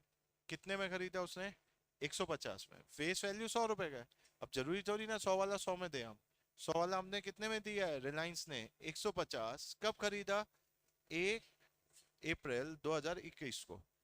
Company declared interest on, साल में 2 बार इंटरेस्ट देता है, 30 सितंबर and 31 March each year. Pass journal entry for 21-22 and prepare investment account. ये चीज कह रहे हैं तो पहले समझो। बेटा जी, लाइन डायग्राम बनाते हैं हम। तुम्हें कसम खा लेनी है, एक्चुअल में इस चैप्टर में ना ढेर सारी डेट्स आएंगी। तो बेटा जी, आपको डेट्स के लिए क्या याद रखना है? लाइन डायग्राम बनाना याद रखना है। ये चीज क्लियर है? अब जरा ध्यान से देखो। 1 अप्रैल 2021 को हमने परचेज किए 1000 डिबेंचर्स। किस भाव पे? 150 रुपए ईच। तो आज 1000 डिबेंचर 150 के कितने के हो गए? 1,50,000 के। तो फेस वैल्यू वाइज कितने के हो गए भाई? 1 लाख रुपए की डिबेंचर्स खरीदते टाइम हमने 1,50,000 में खरीदे। इस दिन 1 अप्रैल 2021 को आप राम है, आपने पैसा डाला है, आपके एंगल से इन्वेस्टमेंट है। बोलो जर्नल एंट्री क्या पास करोगे? इन्वेस्टमेंट की एंट्री क्या होती है? Investment account debit to bank. कितना सिंपल है। तो हम राम यही एंट्री करेगा। राम बोलेगा मैंने इन्वेस्टमेंट की, तो इन्वेस्टमेंट इन, कहाँ इन्वेस्टमेंट किया? 12% बॉन्ड्स अकाउंट डेबिट या 12% debentures account debit to bank. कितना? 1,50,000। कौन से दिन होगी ये एंट्री पास? 1 अप्रैल को ये एंट्री पास होगी। क्या यहां तक के चीजें क्लियर? यस और नो? अच्छा जी, मेरे को बताओ इस दिन के बाद हम क्या करेंगे? हम आगे चलेंगे। हम आगे चलते चलते कहाँ पहुंच जाएंगे? उस दिन जिस दिन कंपनी हमें इंटरेस्ट देगी। बताओ, इस दिन 30 सितंबर 2021 की बात है, कंपनी ने हमें क्या पे किया है? इंटरेस्ट। बोलो इंटरेस्ट पे किया तो बोलो एंट्री क्या होगी, इंटरेस्ट मिलने की। पैसा आया, bank account debit to interest income. भाई इंटरेस्ट हमारी इनकम है, क्रेडिट हो जाएगी, और बैंक हमारा एसेट है, बढ़ेगा तो डेबिट हो जाएगा। तो एंट्री क्या हो गई, bank account debit to interest on 12% debentures. कितने पे मिलेगा, ध्यान रखना, इंटरेस्ट हमेशा किस पे दिया जाएगा, फेस वैल्यू पे। तो फेस वैल्यू कितने की थी, 1 लाख। 1 लाख का 12% 6 महीनों के लिए। 6 महीने क्यों भाई, 1 अप्रैल को हमने खरीदा था, अप्रैल से 30 सितंबर तक के कितने महीने हुए, अप्रैल, मई, जून, जुलाई, अगस्त, सितंबर, 6 महीने हुए, तो 6 महीने का इंटरेस्ट मिला हमें। क्या ये बात समझ में आया। तो कंपनी तो साल में 2 बार आएगी इंटरेस्ट देने के लिए। जो भी उस दिन कंपनी की बुक्स में डिबेंचर होल्डर होगा, सुना आपने, मैं कंपनी हूं, आज मेरी बुक्स में डिबेंचर होल्डर, 30 सितंबर को मैं देखूंगा कौन कौन डिबेंचर होल्डर है, मेरे को पता चला ये सब डिबेंचर होल्डर है, इन सबको इंटरेस्ट आके दे दूंगा। सिंपल सी बात है। तो आज 6 महीनों का इंटरेस्ट मैंने दे दिया, तो जिसको मिला वो क्या बोलेगा, bank debit, interest income credit. वैसे ही बताओ, फिर क्या आएगा, फिर 6 महीने बाद फिर क्या मिला, इंटरेस्ट मिला, किसको, राम को। फिर से वो एंट्री पास करेगा 31 मार्च को। क्या एंट्री पास करेगा, bank account debit to interest on 12% debentures account. कितने से, 6,000 से आया। अब लास्ट में मेरे को बताओ, ईयर एंड हो गया, ये इन्वेस्टमेंट कहाँ जाएगा, इन्वेस्टमेंट कहाँ जाएगा, बैलेंस शीट में, क्योंकि ये अभी तक के बिका नहीं है। और ये 2 साल, 2 बार जो इंटरेस्ट मिला इस पूरे साल में, 6,000, 6,000, 12,000, बोलो ये कहाँ जाएगा, पीएनएल में। तो बोलो एंट्री क्या होगी, interest on debentures account debit to PNL, PNL के क्रेडिट में देखेगा और इंटरेस्ट के डेबिट में। आया कि नहीं आया, क्लियर है। अब ये, उसने क्वेश्चन में हमसे क्या बोला था, जर्नल एंट्री के साथ साथ क्या बनाओ, इन्वेस्टमेंट अकाउंट। बेटा जी ध्यान दे से सुनिएगा, जब हम इन्वेस्टमेंट अकाउंट बनाते हैं तो इन्वेस्टमेंट अकाउंट, वैसे कोई भी लेजर अकाउंट कैसे बनता है, date particular amount, date particular amount, इसी तरीके से बनता है। अब इमेजिन करना, मैंने 20 जगह इन्वेस्टमेंट कर रखी है, 4-5 जगह मैंने बॉन्ड्स में पैसा लगाया, 4-5 जगह मैंने डिबेंचर्स में पैसा लगाया अलग अलग कंपनी के, 4-5 जगह मैंने इक्विटी शेयर्स में पैसा लगाया, कुछ जगह मैंने सिल्वर बॉन्ड, सिल्वर और बिटकॉइंस में भी पैसा लगाया। अब 20-25 जगह मैंने पैसा लगाया। अब आप मेरे को बताओ, हर केस का इन्वेस्टमेंट अकाउंट अलग बनेगा। लॉजिकली सोचो, इन्वेस्टमेंट आप रिलायंस में किए, उसका अकाउंट अलग बनेगा। इन्वेस्टमेंट आपने किसी कंपनी के बॉन्ड्स में किए, उसका अकाउंट अलग बनेगा। इवन रिलायंस के अलावा तुमने इन्वेस्टमेंट टाटा में किया तो उसका अकाउंट अलग बनेगा। और हर अकाउंट में जरा लॉजिकली सोचो, तुम्हें अगर तुमने 10 जगह डिबेंचर्स और बॉन्ड्स में पैसा डाला है, तो 10 जगह का इंटरेस्ट भी तो मिलेगा। वो 10 जगह का इंटरेस्ट मिला है कि नहीं मिला है, वो अगर तुम अलग से अकाउंट में मेंटेन करोगे तो तुम्हारे लिए दिक्कत ज्यादा हो जाएगी। मैं बोलना क्या चाहता हूं अब आप समझोगे। एक्चुअल में जब आप debenture holder account, debenture account बनाते हो, इन्वेस्टमेंट इन डिबेंचर, तो डेट पर्टिकुलर अमाउंट के अलावा दो और अकाउंट, दो और कॉलम्स बनाते हो। मतलब इसी के साथ इंटरेस्ट का भी कॉलम बन जाता है। इससे क्या फायदा होता है, हाँ, अगर मैंने रिलायंस कंपनी के 12% डिबेंचर्स में पैसे डाले हैं, तो कितना मैंने इन्वेस्टमेंट किया वो अमाउंट के कॉलम में दिख रहा है, और कितना मुझे इंटरेस्ट मिला वो इंटरेस्ट के कॉलम में दिख रहा है। तो उसी इन्वेस्टमेंट का मुझे इंटरेस्ट वहीं पे ही दिखना चालू हो गया। वैसे ही मैंने अगर इन्वेस्टमेंट कर रखी है, ध्यान से सुनना, मैंने इन्वेस्टमेंट कर रखी है फॉर एग्जांपल टाटा मोटर्स के बॉन्ड्स में, तो मैं एक और इन्वेस्टमेंट इन टाटा मोटर्स का अकाउंट बनाऊंगा, उसमें इंटरेस्ट भी दिखाऊंगा और उसमें अमाउंट भी दिखाऊंगा, ताकि वहीं कहीं कैलकुलेशन, इंटरेस्ट का कैलकुलेशन इजी हो जाए। नहीं आया समझ में मैं क्या बोल रहा हूँ। मतलब ये है कि अलग से इंटरेस्ट अकाउंट और अलग से इन्वेस्टमेंट अकाउंट, हर इन्वेस्टमेंट के दो अकाउंट बनेंगे, एक इन्वेस्टमेंट और एक इंटरेस्ट। अगर मैं अलग अलग दिखाऊंगा तो अगर 25 जगह मैंने इन्वेस्टमेंट कर रखी है तो 25 अकाउंट बनेंगे इन्वेस्टमेंट के और 25 अकाउंट बनेंगे इंटरेस्ट के। इससे अच्छा इन लोगों को कंबाइन करके दिखाया जा सकता है ना। क्या ये पॉइंट समझ में आया कि नहीं आया? यस और नो? तो चलिए, तो यहाँ पे जरा ध्यान से अब पहले एक बार आप क्या बना लीजिए। मैंने एक फाउंडेशन रखा आपको, आपके अंदर, कि भाई डेट पर्टिकुलर अमाउंट के अलावा फेस वैल्यू और इंटरेस्ट का कॉलम क्यों डाला गया है। फेस इंटरेस्ट का कॉलम इसलिए डाला गया है ताकि वहीं से ही एसोसिएट हो पाए कि कितना इंटरेस्ट बनता है, और फेस वैल्यू इसलिए डाला है ताकि इंटरेस्ट का कैलकुलेशन आप निकाल पाओ। क्लियर है? कॉपी कर लीजिए पहले ये, investment in 12% debentures account, copy कर लीजिए।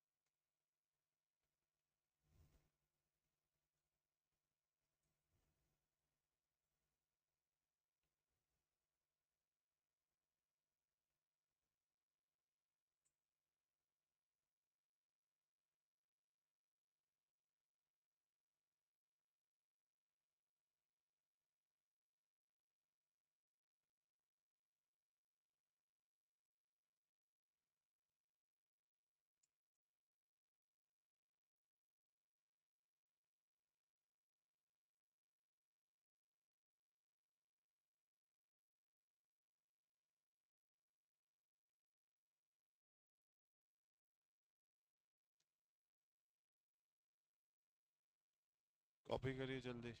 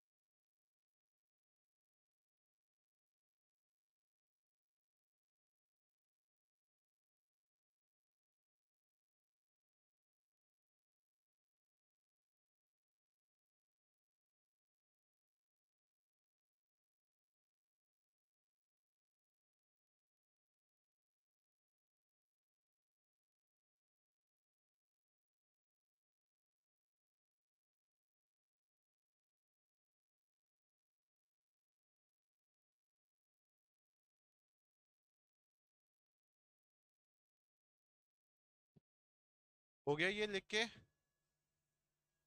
हाँ, बस 1 मिनट पहले आप लिखने से पहले एक बार सुन लीजिए। हुआ क्या है, जरा ध्यान से देखो। इन्वेस्टमेंट किया, इन्वेस्टमेंट हमारे लिए क्या होता है? एसेट होता है। एसेट होता है तो कौन सा बैलेंस होगा? देखो, ओपनिंग वाला डेबिट बैलेंस और क्लोजिंग वाला credit balance. Simple. Opening closing. चलो, अब इन्वेस्टमेंट किया है, इन्वेस्टमेंट और किया, तो बोलो एंट्री क्या होगी? Investment account debit to bank. तो investment account debit to cash in bank account. Investment खरीदा तो डेबिट करेंगे, इंक्रीज करेंगे ना। इन्वेस्टमेंट बेचा तो इन्वेस्टमेंट क्रेडिट करेंगे, कैश बैंक डेबिट करेंगे, तो cash account debit to investment, तो बाय कैश बैंक। आया? ये तो हो गई किसकी बात? इन्वेस्टमेंट। अच्छा, इन्वेस्टमेंट खरीदते बेचते टाइम प्रॉफिट या लॉस होगा? अगर लॉस हुआ तो वो पीएनएल के डेबिट में देखेगा, तो इन्वेस्टमेंट के क्रेडिट में देखेगा, बाय लॉस ऑन सेल। और प्रॉफिट हुआ तो वो पीएनएल के क्रेडिट में देखेगा, तो इन्वेस्टमेंट के डेबिट में देखेगा, टू प्रॉफिट ऑन सेल। नहीं आया समझ में? क्या आ गया यहाँ तक? लास्ट में मुझे बताओ, ये सिर्फ इन्वेस्टमेंट अकाउंट बनाया कि इन्वेस्टमेंट के साथ इंटरेस्ट भी मर्ज किया अपन ने? इंटरेस्ट का भी अलग से कॉलम बनाया ना। अरे ये वैसा हो गया कैश एंड बैंक, या triple column cash book. Cash का अलग कॉलम, डिस्काउंट का अलग कॉलम, बैंक का अलग कॉलम। वैसे ही फे, वो फेस वैल्यू का अलग कॉलम बनाया है, इंटरेस्ट का अलग कॉलम, अमाउंट का। अब इंटरेस्ट भी आएगा तो बताओ, साल भर का इंटरेस्ट मिलेगा तो बोलो एंट्री क्या होगी? Cash and bank account debit to interest income, तो इंटरेस्ट के क्रेडिट में by cash and bank interest receive. देखो से वो इंटरेस्ट के ही कॉलम में गया है। अरे आया कि नहीं आया? क्लियर है? और ये इंटरेस्ट उठ के कहाँ चले जाएगा? पीएनएल में। तो पीएनएल के क्रेडिट में जाएगा, इंटरेस्ट के डेबिट में जाएगा। ये देखो, ये इंटरेस्ट का ही तो कॉलम है, इंटरेस्ट के डेबिट में टू पीएनएल। क्या आपको ये टेबल कैसे, अकाउंट कैसे बनता है समझ में आया? तो अगर ओपनिंग बैलेंस है तो कहाँ दिखेगा? डेबिट में। क्लोजिंग बैलेंस है तो क्रेडिट में। इन्वेस्टमेंट खरीदा तो debit side to cash bank. Investment बेचा तो credit side by cash bank. Profit हुआ तो डेबिट साइड पीएनएल के क्रेडिट में जाएगा, इन्वेस्टमेंट के डेबिट में जाएगा। लॉस हुआ तो पीएनएल के डेबिट में जाएगा, इन्वेस्टमेंट के क्रेडिट में जाएगा। और इंटरेस्ट आया तो क्रेडिट साइड जाएगा, cash bank debit to interest income, तो इंटरेस्ट के क्रेडिट में जाएगा और वो फिर पीएनएल के डेबिट में जाएगा। आया? अब आप ये क्वेश्चन कॉपी करो, ये एग्जाम्पल कॉपी करो, ये एग्जाम्पल कॉपी करो।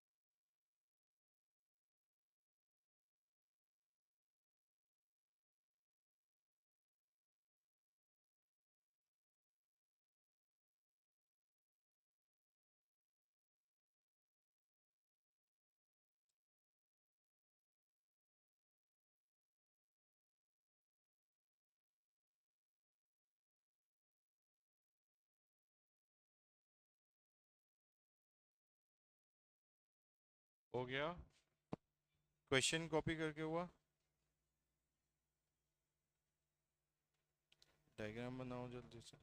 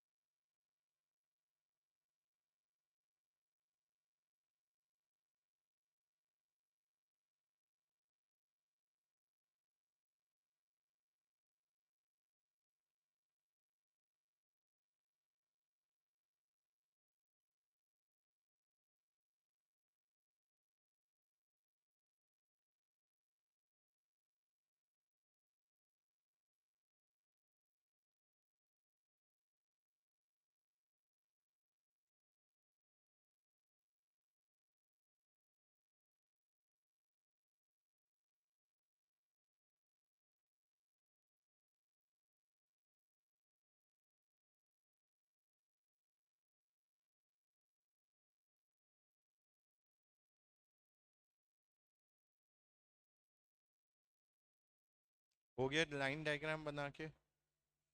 हाँ।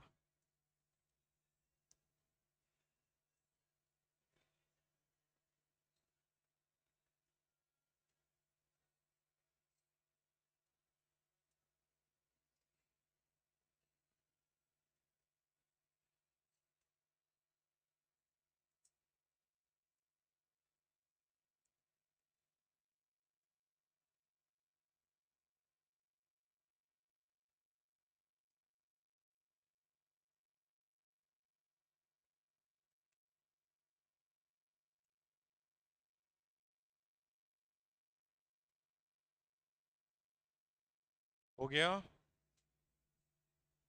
तीनों एंट्रीज हो गई? नहीं हुई? जल्दी कर। नालायक।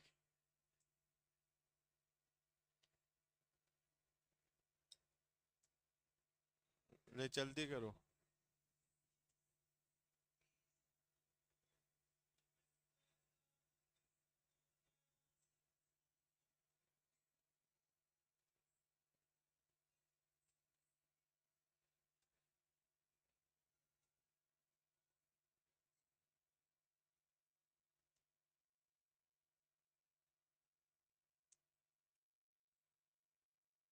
हो गया? अब चलो ध्यान से देखो। हमें क्या बनाना है? इन्वेस्टमेंट अकाउंट कैसे बनेगा? फॉर्मेट बताओ।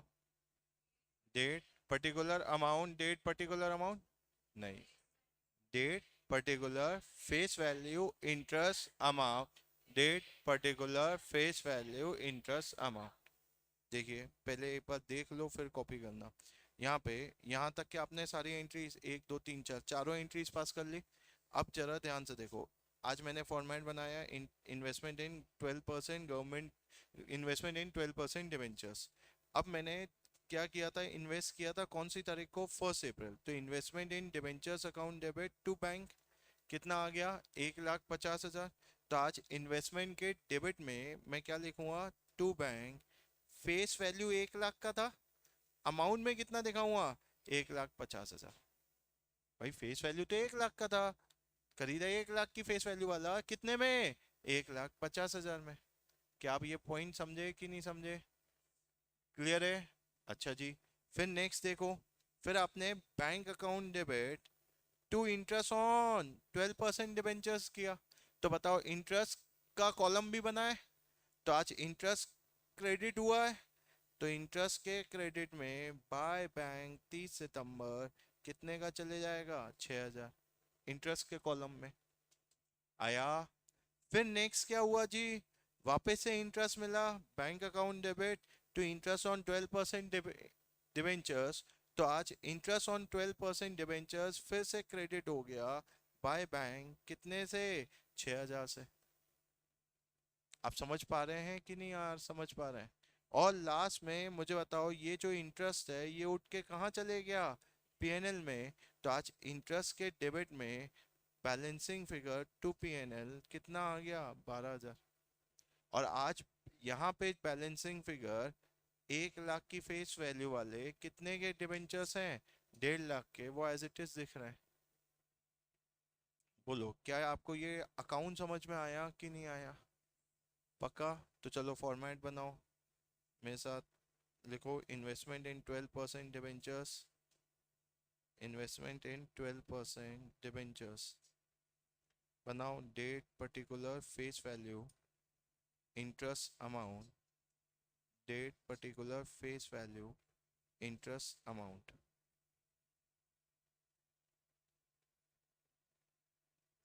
बनाया format?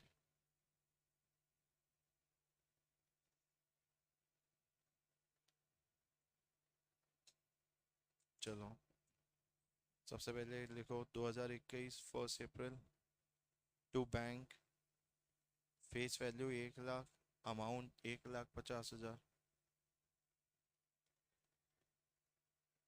To bank, face value 1 lakh, amount में 1,50,000। फिर तुमने क्या किया? क्रेडिट, इंटरेस्ट क्रेडिट हुआ 6,000 से, तो 30 सितंबर 2021 का है, 2021, 2022, तो 30 सितंबर by bank interest 6,000।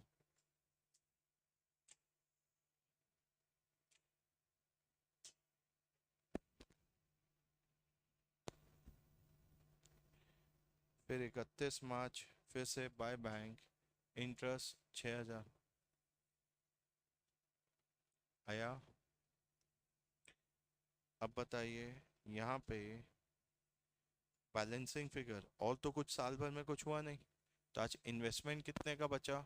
Face value 1 lakh वाला इन्वेस्टमेंट अभी भी 1.5 लाख रुपए का हमारी बुक्स में दिखेगा ईयर एंड में, बैलेंस शीट में।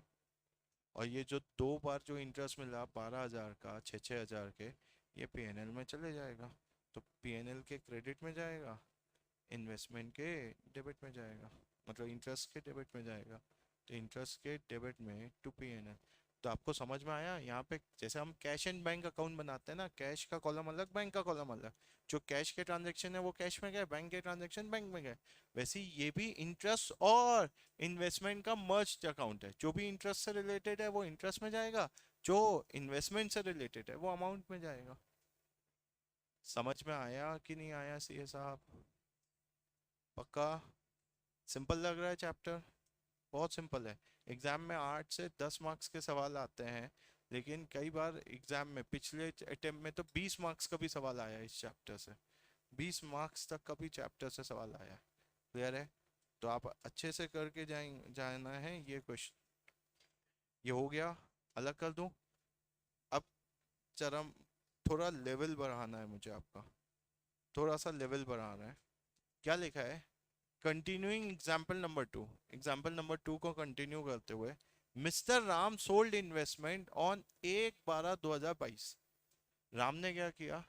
इन्वेस्टमेंट बेच दिया। कौन से साल में खरीदा? कब था राम ने? 1 अप्रैल 2021 को, 21-22 में खरीदा था। 22-23 में राम क्या कर रहा है? बेच रहा है। कितने में? 180 रुपए पर डिवेंचर्स में बेच रहा है। किसको? श्याम को। आपको जर्नल एंट्री पास करनी है किसकी बुक्स में? राम और श्याम की बुक्स में। तो चलो पहले क्वेश्चन एग्जाम्पल, ये क्वेश्चन कॉपी करो।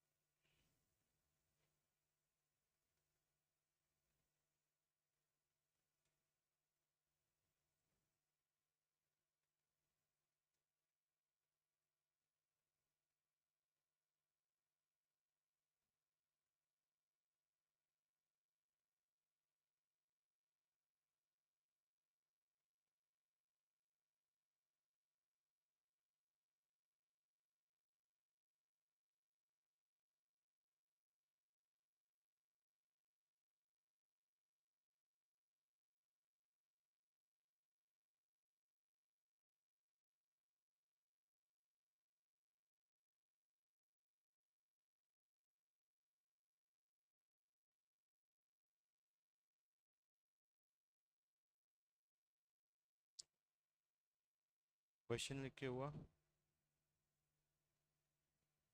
क्वेश्चन लिख के हुआ।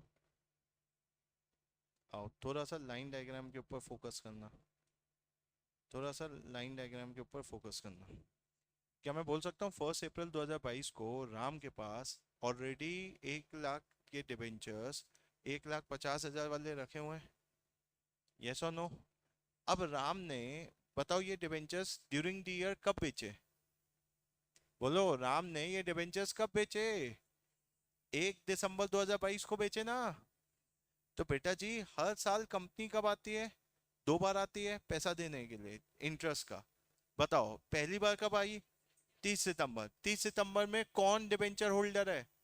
राम डिबेंचर होल्डर है, तो राम को 6 महीनों का क्या दे दी? इंटरेस्ट दे दी। आया कि नहीं आया? तो राम डिबेंचर होल्डर था, राम को इंटरेस्ट 6 महीनों का दे दिया कंपनी ने। ये चीज कह रहे हैं। अब क्या हुआ, दूसरी बार कंपनी कब आई? 31 मार्च को। 31 मार्च को शेयर होल्डर, डिबेंचर होल्डर कौन रह गया? श्याम। श्याम को क्या मिलेगा? इंटरेस्ट मिलेगा। कितने महीनों का? बोलो। आप समझे क्या? मैं क्या बोला आप समझे क्या? आप समझे क्या? प्लीज यहाँ पे ध्यान दो। राम और श्याम दो डिबेंचर, दो लोग डिबेंचर होल्डर्स है। ये चीज क्या है, जरा ध्यान से समझना, इसको विजुअलाइज करो। अभिषेक और वो आ आ जाओ दोनों, दोनों जना आना जल्दी आ। अब इमेजिन करना, जल्दी आओ दोनों, जल्दी आओ जल्दी आओ। तुम अभी वहीं रुको, हाँ आ जाओ। ये राम है, ये चीज कह रहा है। अब ये इस राम के पास क्या है? डिबेंचर्स है। मान लो ये किसी कंपनी के क्या है? डिबेंचर्स है। तुम चलो ऐसे ही पकड़ लो, ये कंपनी के क्या है? डिबेंचर्स है। ऐसे दिखा दो ये क्या है? डिबेंचर्स है, ठीक है। अब राम ने, जरा ध्यान से देखो क्या किया। राम ने ये डिबेंचर्स कब होल्ड कर रखा है? 1 अप्रैल 2022 को। मैं कंपनी हूँ, ये चीज कह रहा है। अब कंपनी क्या करेगी? कंपनी साल में 2 बार आएगी। कंपनी ने क्या बोला? मैं इंटरेस्ट देने 2 बार आऊंगी। कब? एक आएंगी 30 सितंबर को। तो आज मान लीजिए वो डिबेंचर्स है उनके पास, ये डिबेंचर होल्डर है। कंपनी आई, राम तुम्हारे पास डिबेंचर्स है? राम बोलता है हाँ देखो कंपनी मेरे पास डिबेंचर्स है। मैं निकालूंगा क्या? इंटरेस्ट। और इंटरेस्ट निकाल के किसको दे दूंगा? किसको दे दूंगा? राम को दे दूंगा। अरे नालायको, कंसेप्ट की ऐसी तैसी ना करे। तो आज राम को क्या मिल गया है? इंटरेस्ट मिल गया। राम दिखाओ इंटरेस्ट मिला तुम्हें? हाँ मिल गया। आज इंटरेस्ट मिल गया 30 सितंबर को, ये चीज कह रहे हैं। अब कंपनी गई, वापस गई अपनी जगह। अब आपस में क्या हुआ? अरे अब यहाँ पे जरा ध्यान से सुनना। अब क्या हुआ सेकंड चीज समझो।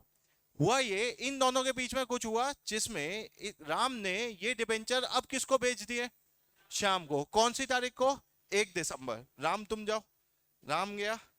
अब हाँ, हाँ राम अभी तुम पैसे पकड़ो, पैसे तुम पकड़ो अभी, हाँ जाना नहीं। हाँ हाँ आजा आजा ना लाए। अब यहाँ पे देखो, राम ने किसको दे दिया ये डिवेंचर्स? किसको बेचिए? शाम को। शाम के पास क्या आ गए? डिवेंचर्स आ गए। अब जरा ध्यान से सुनना, ध्यान से सुनना। राम देख रहा है वहां से ट्रांजेक्शन, ठीक है। अब देखो क्या हुआ, 31 मार्च को मैं आऊंगा, मैं पूछूंगा डिबेंचर्स अब किसके पास है? मैंने देखा राम के पास कोई डिबेंचर नहीं है।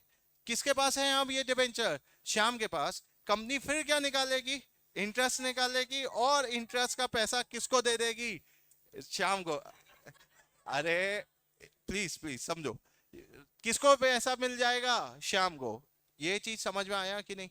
लेकिन राम देख रहा है श्याम को पूरे पैसे मिलते हुए। क्या है, आपको नहीं लगा पैसा कंपनी 6 6 महीनों का देगी? भाई कंपनी बोलेगी 6 महीने, कौन जो भी था डिबेंचर होल्डर मैं तो उसे दूंगी। नेक्स्ट टाइम कंपनी 6 महीने बाद आ रही है तो कंपनी कितने महीने का इंटरेस्ट देगी? 6 महीने का। तो 6 महीने का इंटरेस्ट इसको मिल गया। राम घूर के देख रहा है इसे। बताओ क्यों? क्यों?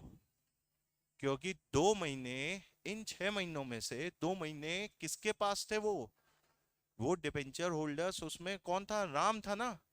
तो आपको नहीं लगता इस दिन 1 दिसंबर वाले दिन कुछ होना चाहिए राम और श्याम के बीच में? क्या होना चाहिए? सेटलमेंट होना चाहिए। किस चीज का? इंटरेस्ट का। क्योंकि राम को अरे भाई आज राम को पता है कि भाई उसने 2 महीने ज्यादा क्या होल्ड कर लिए हैं डिबेंचर्स। अब अगर ये 6 महीने होल्ड करता तो राम को पैसे मिलते, लेकिन राम ने 2 महीने होल्ड करने के बाद वो डिबेंचर किसको दे दिए? श्याम को। और श्याम को भी पता है कि इस पे मुझे क्या मिलेगा? 6 महीनों का इंटरेस्ट मिलेगा। तो आज राम और श्याम क्या करना चाहिए, क्या करेंगे? 6 महीने का इंतजार करेंगे, जब इंटरेस्ट श्याम को आ जाएगा तब वो श्याम राम को देगा कि जिस दिन राम बेच रहा है उसी दिन सेटलमेंट होगा इंटरेस्ट का। जिस दिन बेच रहा है उसी दिन होगा ना सेटलमेंट। तो आज बताओ श्याम क्या पे करेगा? श्याम क्या पे करेगा? 2 महीने का इंटरेस्ट देगा, तो श्याम दो, उसे 2 महीने का इंटरेस्ट दो। देखो आज 2 महीने का क्या पे कर दिया उसने? इंटरेस्ट पे कर दिया। तो राम को 6 महीने का तो इंटरेस्ट मिला ही मिला, साथ ही साथ 2 महीने का इंटरेस्ट किस दिन मिल जाएगा? जिस दिन राम ने बेचा और श्याम ने खरीदा। तो श्याम खरीदते टाइम दो चीजों का पेमेंट करता है। पहला डिबेंचर की वैल्यू का, दूसरा उस पे इंटरेस्ट। बाद में चल के श्याम ने 2 महीने का इंटरेस्ट दिया, क्या श्याम को कोई टेंशन है? क्यों नहीं है? क्योंकि श्याम को पता है ये जो 2 महीने का इंटरेस्ट मैंने दिया है, बाद में मेरे को 6 महीने का क्या मिल जाएगा? इंटरेस्ट। तो नेट नेट मेरे को 4 महीने का इंटरेस्ट इनकम में दिखेगा। क्या ये बात समझ में आई कि नहीं आई? यस और नो? पक्का क्लियर? कोई भी डाउट यहां तक? तो क्या सीखा आपने इस लाइन डायग्राम से? क्या सीखा? जब भी डिबेंचर्स बेचे जाएंगे, कंपनी से खरीदोगे तो झंझट नहीं है, लेकिन जब तुम आपस में खरीदने बेचने वाले हो, कंपनी तो 2 बार आएगी इंटरेस्ट देने के लिए, और हर 6 6 महीनों का इंटरेस्ट दे देगी। जो उसको डिबेंचर होल्डर दिखेगा उसको इंटरेस्ट दे देगी। क्या ये बात समझ में आया? ये डिबेंचर होल्डर आपस में क्या करेंगे? इंटरेस्ट का सेटलमेंट करेंगे। ये चीज क्लियर है? तो जब परचेज करते टाइम श्याम पैसा देगा डिबेंचर खरीदने का, तब वो डिबेंचर का भी पैसा देगा और इंटरेस्ट का भी पैसा देगा। समझ में आया? अब एक लास्ट पॉइंट है, जरा ध्यान से सुनना, लास्ट पॉइंट, फिर ये मतलब 50% चैप्टर खत्म। लास्ट पॉइंट सुन लो। पॉइंट ये है, आप कहीं पे जाते हैं और आप जैसे आप पूछते हैं कि भाई साहब, जैसे आप मान लो कोई रेस्टोरेंट गए और रेस्टोरेंट में आपने कोई खाना ऑर्डर किया और 100 रुपए का वहां पे लिखा है, 100 रुपए। तो आप कई बार देखते हो ना, क्या ये 100 रुपए इंक्लूडिंग टैक्स है कि एक्सक्लूडिंग टैक्स है? ऐसा होता है नहीं होता? ये चीज क्लियर है? तो आज अगर इन दोनों के बीच में डिबेंचर्स बेचने की बातें हुई कितने में? 180 रुपए पर डिबेंचर की।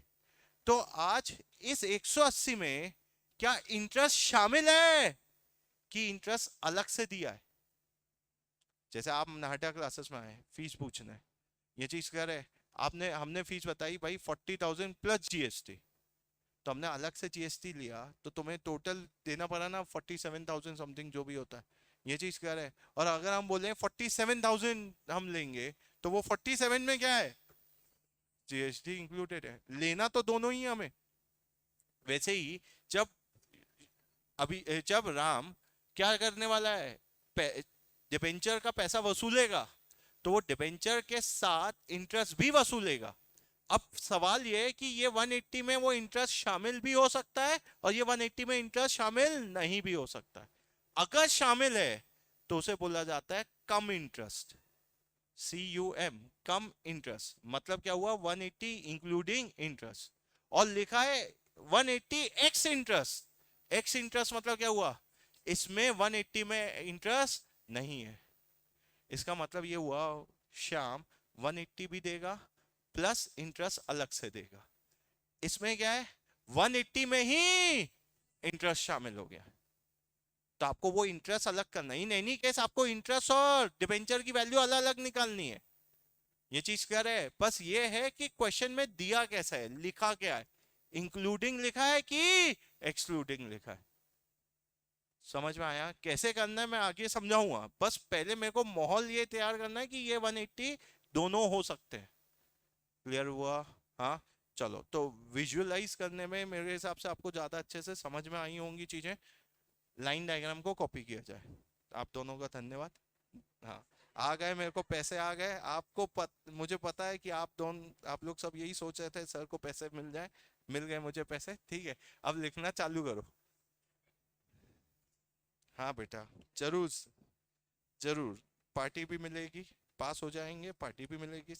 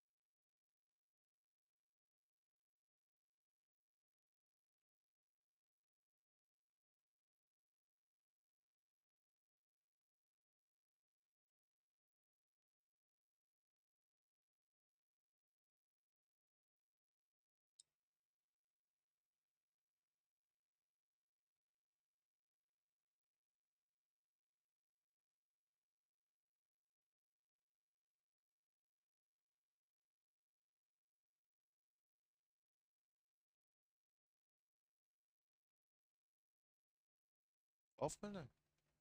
गर्मी लगेगी।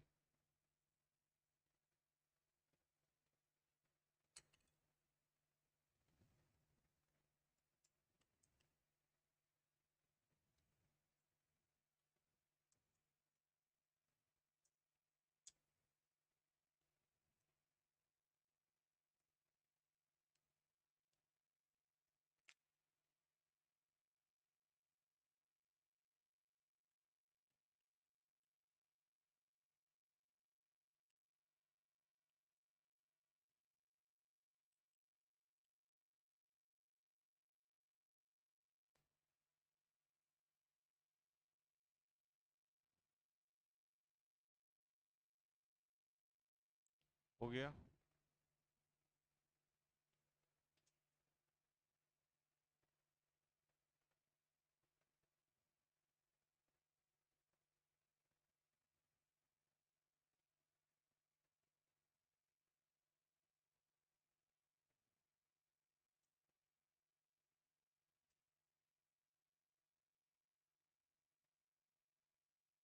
हाँ तो मैं बता रहा हूँ ना, पहले यहाँ तक के तो बताओ, यहाँ तक के हो गया तो मैं आगे समझा। हो गया। अब जरा जर्नल एंट्री देखो। सबसे पहली एंट्री बताओ। 1 अप्रैल 2022 की बात है। राम, बताओ राम अपनी बुक्स में क्या एंट्री करेगा? ये इन्वेस्टमेंट होल्ड कर रहा है 1,000 डिबेंचर्स। बताओ, क्या कोई ये ट्रांजैक्शन है? नहीं। पिछले साल का क्लोजिंग इस साल का क्या बन गया? ओपनिंग। तो इसकी कोई जर्नल एंट्री पास नहीं होगी। नेक्स्ट। अब राम को क्या मिला? 30 सितंबर की बात है, 30 सितंबर को राम को इंटरेस्ट मिला। यस और नो? अगर इंटरेस्ट मिला तो बोलो एंट्री क्या होगी? Bank account debit to interest income. आया तो इंटरेस्ट ऑन डिबेंचर्स। लिखने से पहले समझ तो लो, फिर कॉपी कर लेना। तो आज 1 लाख पे 12%, 6 महीनों का कितना हो गया? 6,000। आया। अब ध्यान से सुनिएगा। बाद में चल के 2 महीने बाद, आज से 2 महीने बाद, 30 सितंबर से 2 महीने बाद हमने क्या किया? राम ने क्या कर दिया? इन्वेस्टमेंट बेच दिया 180 रुपए। 180 रुपए पर डिबेंचर पे बेच दिया। अब पहली चीज हमने माना कि ये 180 के अलावा क्या मिलेगा? 2 महीनों का इंटरेस्ट। तो हम दो केसेस बनाएंगे यहाँ पे। एक, 180 के अलावा मिला इंटरेस्ट। तो 180 रुपए डिबेंचर्स का मिला। तो मेरे डिबेंचर्स याद है कितने थे? 1,000। तो 1,000 डिबेंचर 180 के हिसाब से मेरे पास 1,80,000। राम के पास 1,80,000 आया है डिबेंचर का। प्लस 2 महीने का इंटरेस्ट निकालना पड़ेगा। तो 2 महीने का इंटरेस्ट कितना होता है? 1 लाख की फेस वैल्यू। 1 लाख का 12%, 2 महीने के लिए 2,000 का इंटरेस्ट।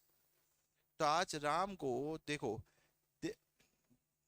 अगर लिखा है 180 rupees per debenture is x interest, That means Ram will receive interest amount separately. That is 180 is paid for the value of debentures only. तो जो राम को पैसा मिला है श्याम से, वो दो चीजों का मिलेगा। एक तो डिबेंचर का, जो 180 रुपए इंटू 1000 डिबेंचर, 1,80,000। और दूसरा इंटरेस्ट का, 1 लाख का 12% 2 महीनों के लिए 2,000 रुपए। तो टोटल कितना मिला? 1,82,000। तो बताओ 1,82,000 की एंट्री क्या होगी? बताओ 1,82,000। पहले तो 180 की जो ये 180 का ही का मिला इन्वेस्टमेंट का। इन्वेस्टमेंट था कितने का हमारा? 1,50,000 वाला। 1,50 के बदले कितना मिला? 1,80,000। तो 30,000 का प्रॉफिट हो गया। तो इसकी एंट्री हमें अलग करनी पड़ेगी।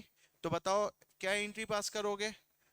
Bank account debit 1,80,000 to investment in 12% debenture 1,50,000 to profit on sale of debentures 30,000। और 2,000 रुपए इंटरेस्ट का अलग मिला।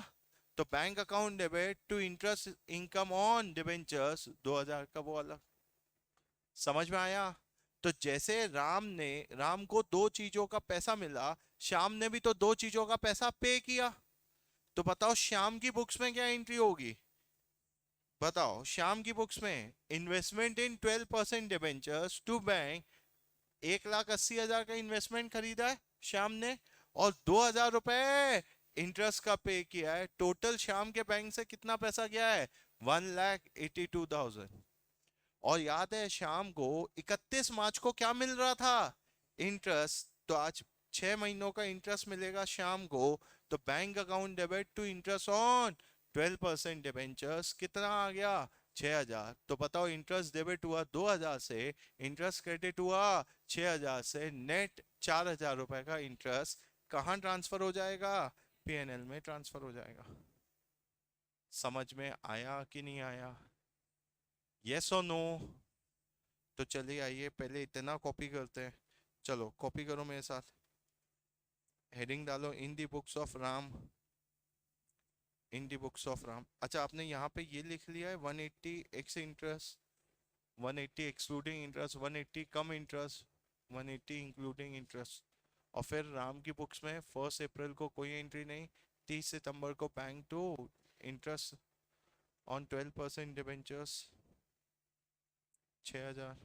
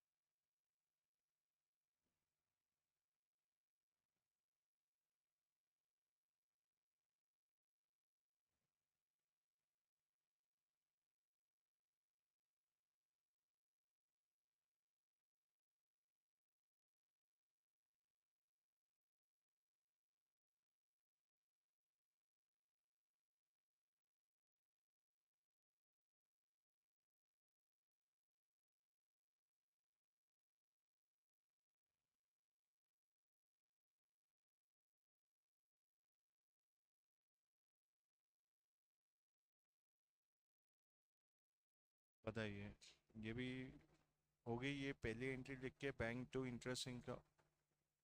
हाँ चलो इसे कॉपी कीजिए।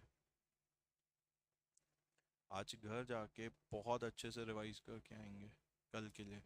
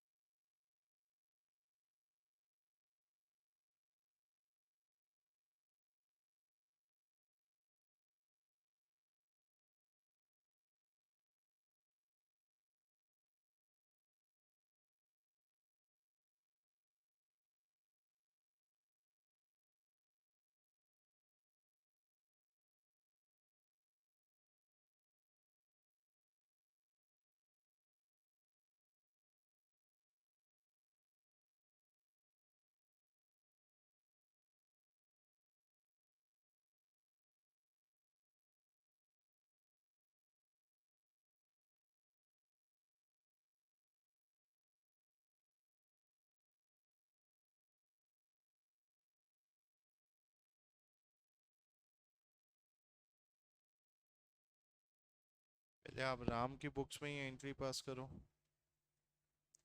राम की बुक्स में क्या होगी? ऑन सेल ऑफ,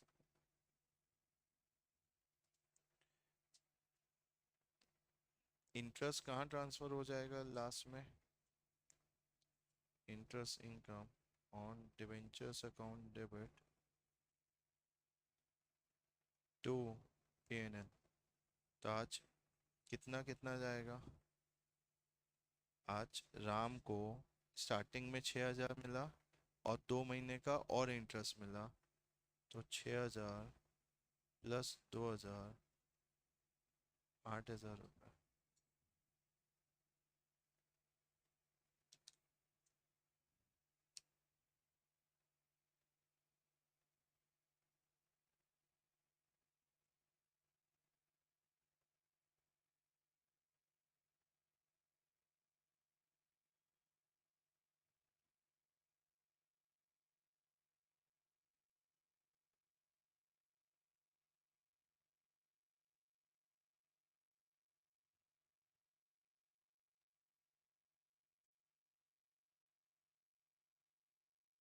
हाँ जी, प्रॉफिट भी पीएनएल में जाएगा, प्रॉफिट भी पीएनएल में जाएगा।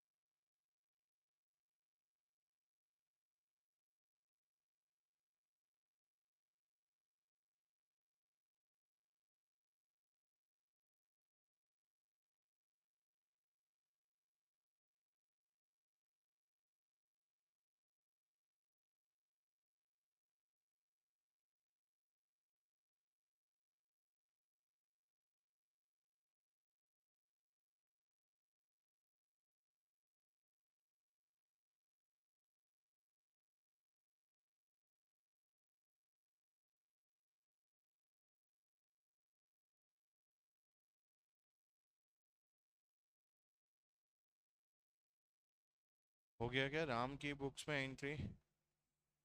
श्याम की बुक्स में आप एंट्री पास करो। श्याम की बुक्स में एंट्री तो चालू ही कहाँ से होगी? 1 दिसंबर से। अगर आप लाइन डायग्राम अच्छे से देखे हो तो 1 दिसंबर से चालू होगा। श्याम ने इन्वेस्टमेंट किया, इन्वेस्टमेंट करते टाइम उसने इंटरेस्ट भी पे किया, तो इन्वेस्टमेंट की एंट्री अलग हुई, इंटरेस्ट की एंट्री अलग हुई, और बाद में 6 महीने बाद 31 मार्च को क्या मिला?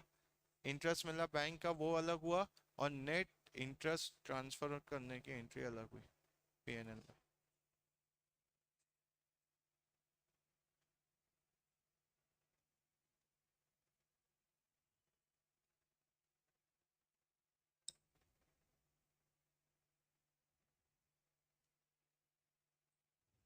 आया कि नहीं आया? हाँ जी,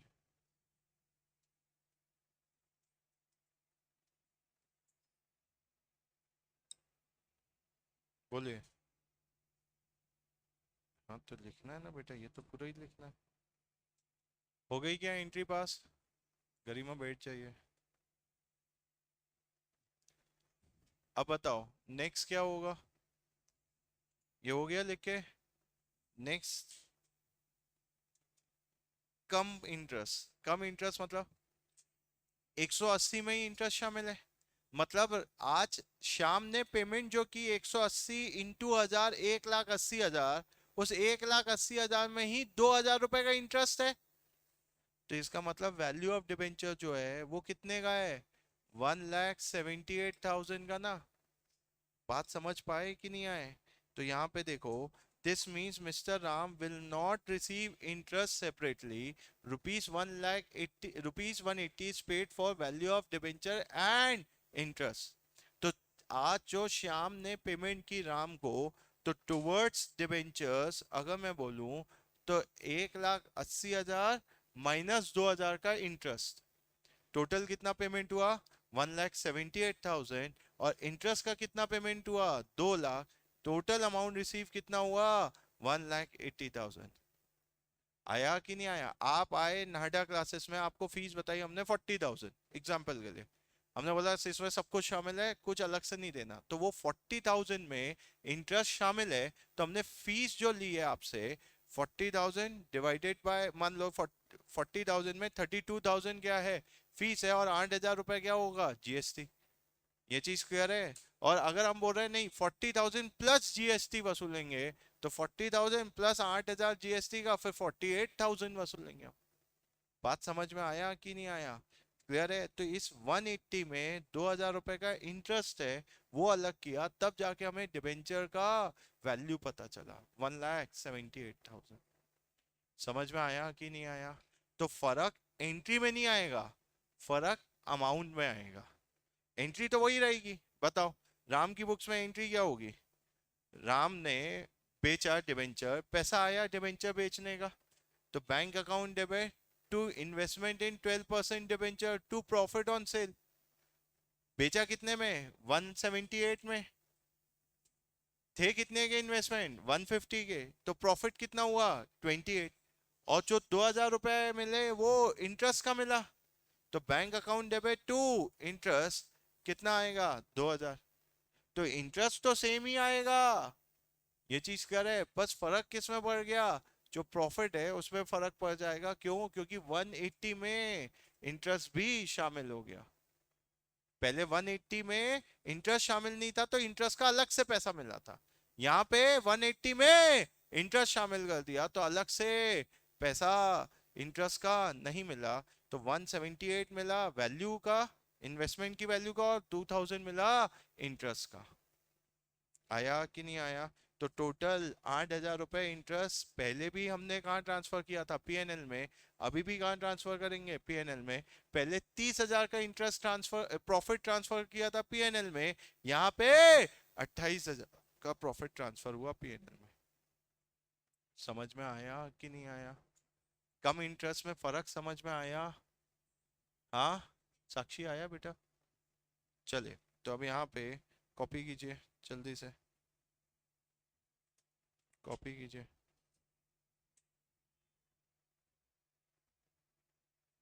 ये चैप्टर अपनी आखिरी सांसें ले रहा है। चैप्टर का पार्ट ए अपनी आखिरी सांसें ले रहा है। 2 पार्ट्स हैं। कल हमें सिर्फ इसके ऊपर क्वेश्चंस की प्रैक्टिस करनी है, बाकी तो चैप्टर में कुछ बचा ही नहीं है। लिख ले दोस्त। थैंक यू बोलूँगा मैं तेरे को। लिख ले, बिना बात किए लिख ले, थैंक यू बोलूँगा।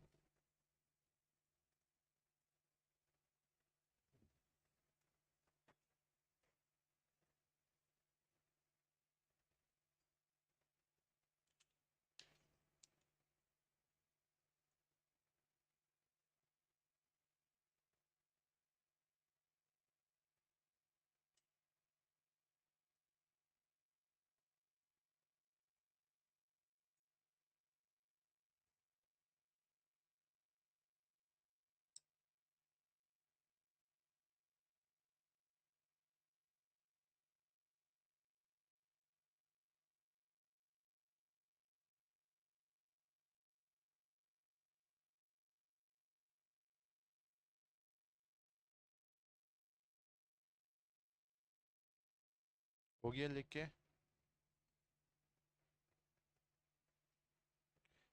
राम की बुक्स में एंट्री में पास करा रहा हूँ, शाम की बुक्स की एंट्री आप बताना। पहले राम की बुक्स कंप्लीट करो।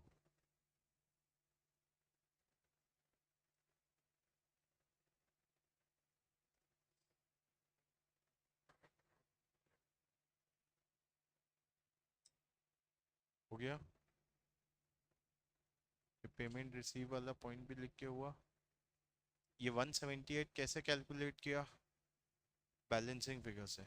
180 अपन को पता है टोटल मिला, उसमें 2,000 रुपये इंटरेस्ट का मिला, तो जो बैलेंस बच गया वो 178 डिवेंचर की वैल्यू का मिला।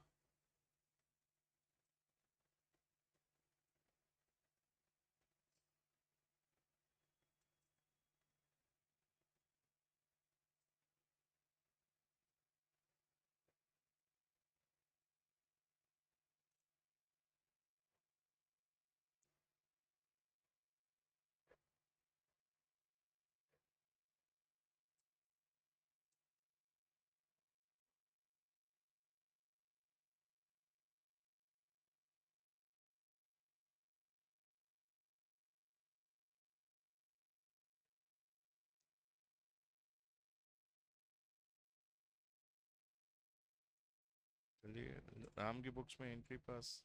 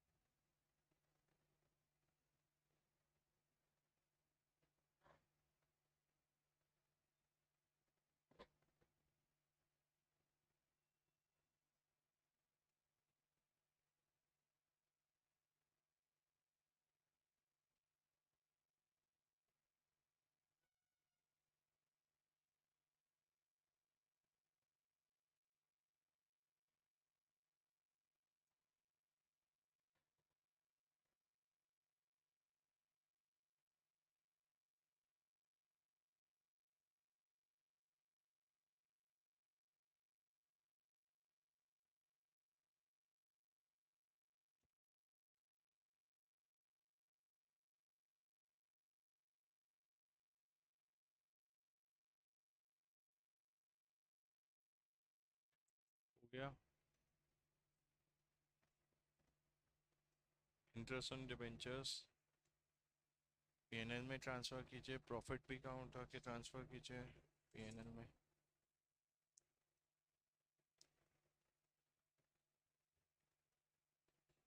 जल्दी से शाम की बुक्स की एंट्री आप पास करो।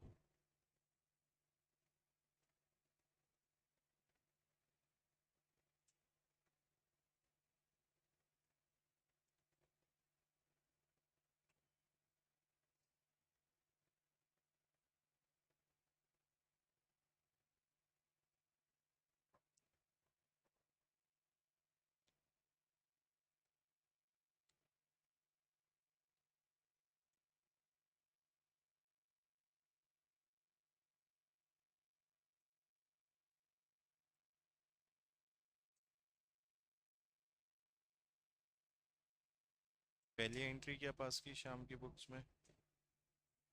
Investment in 12% debenture to bank, कितने से? 1,78,000। श्याम ने सिर्फ डिबेंचर का पैसा दिया है कि इंटरेस्ट का भी पैसा दिया है? इंटरेस्ट का भी पैसा दिया है, तो interest on 12% debentures to bank 2,000 रुपये। फिर 31 मार्च को क्या मिल जाएगा? हाँ, 31 मार्च को क्या मिल जाएगा? इंटरेस्ट मिल जाएगा शाम को कंपनी की तरफ से 6,000 रुपये का, 6 महीनों का। तो bank account debit to interest on 12% debentures 6,000 रुपये। लास्ट में क्या हो जाएगा बोलो बच्चा? पीएनएल में ट्रांसफर हो जाएगा 4,000 रुपये। तो मैंने क्या बोला, एंट्री तो सेम ही रहनी है, चाहे एक्स इंटरेस्ट हो या कम इंटरेस्ट हो, एंट्री सेम रहेगी। फर्क आ जाएगा अमाउंट में, क्योंकि एक में इंक्लूडिंग इंटरेस्ट और एक में एक्सक्लूडिंग इंटरेस्ट। समझ में आया? सभी को समझी ये जर्नल एंट्री? बोलो पक्का? चले तो भाई और बहनों, आज के लिए इतना ही रखते हैं। Thank you so much. Bye bye everyone.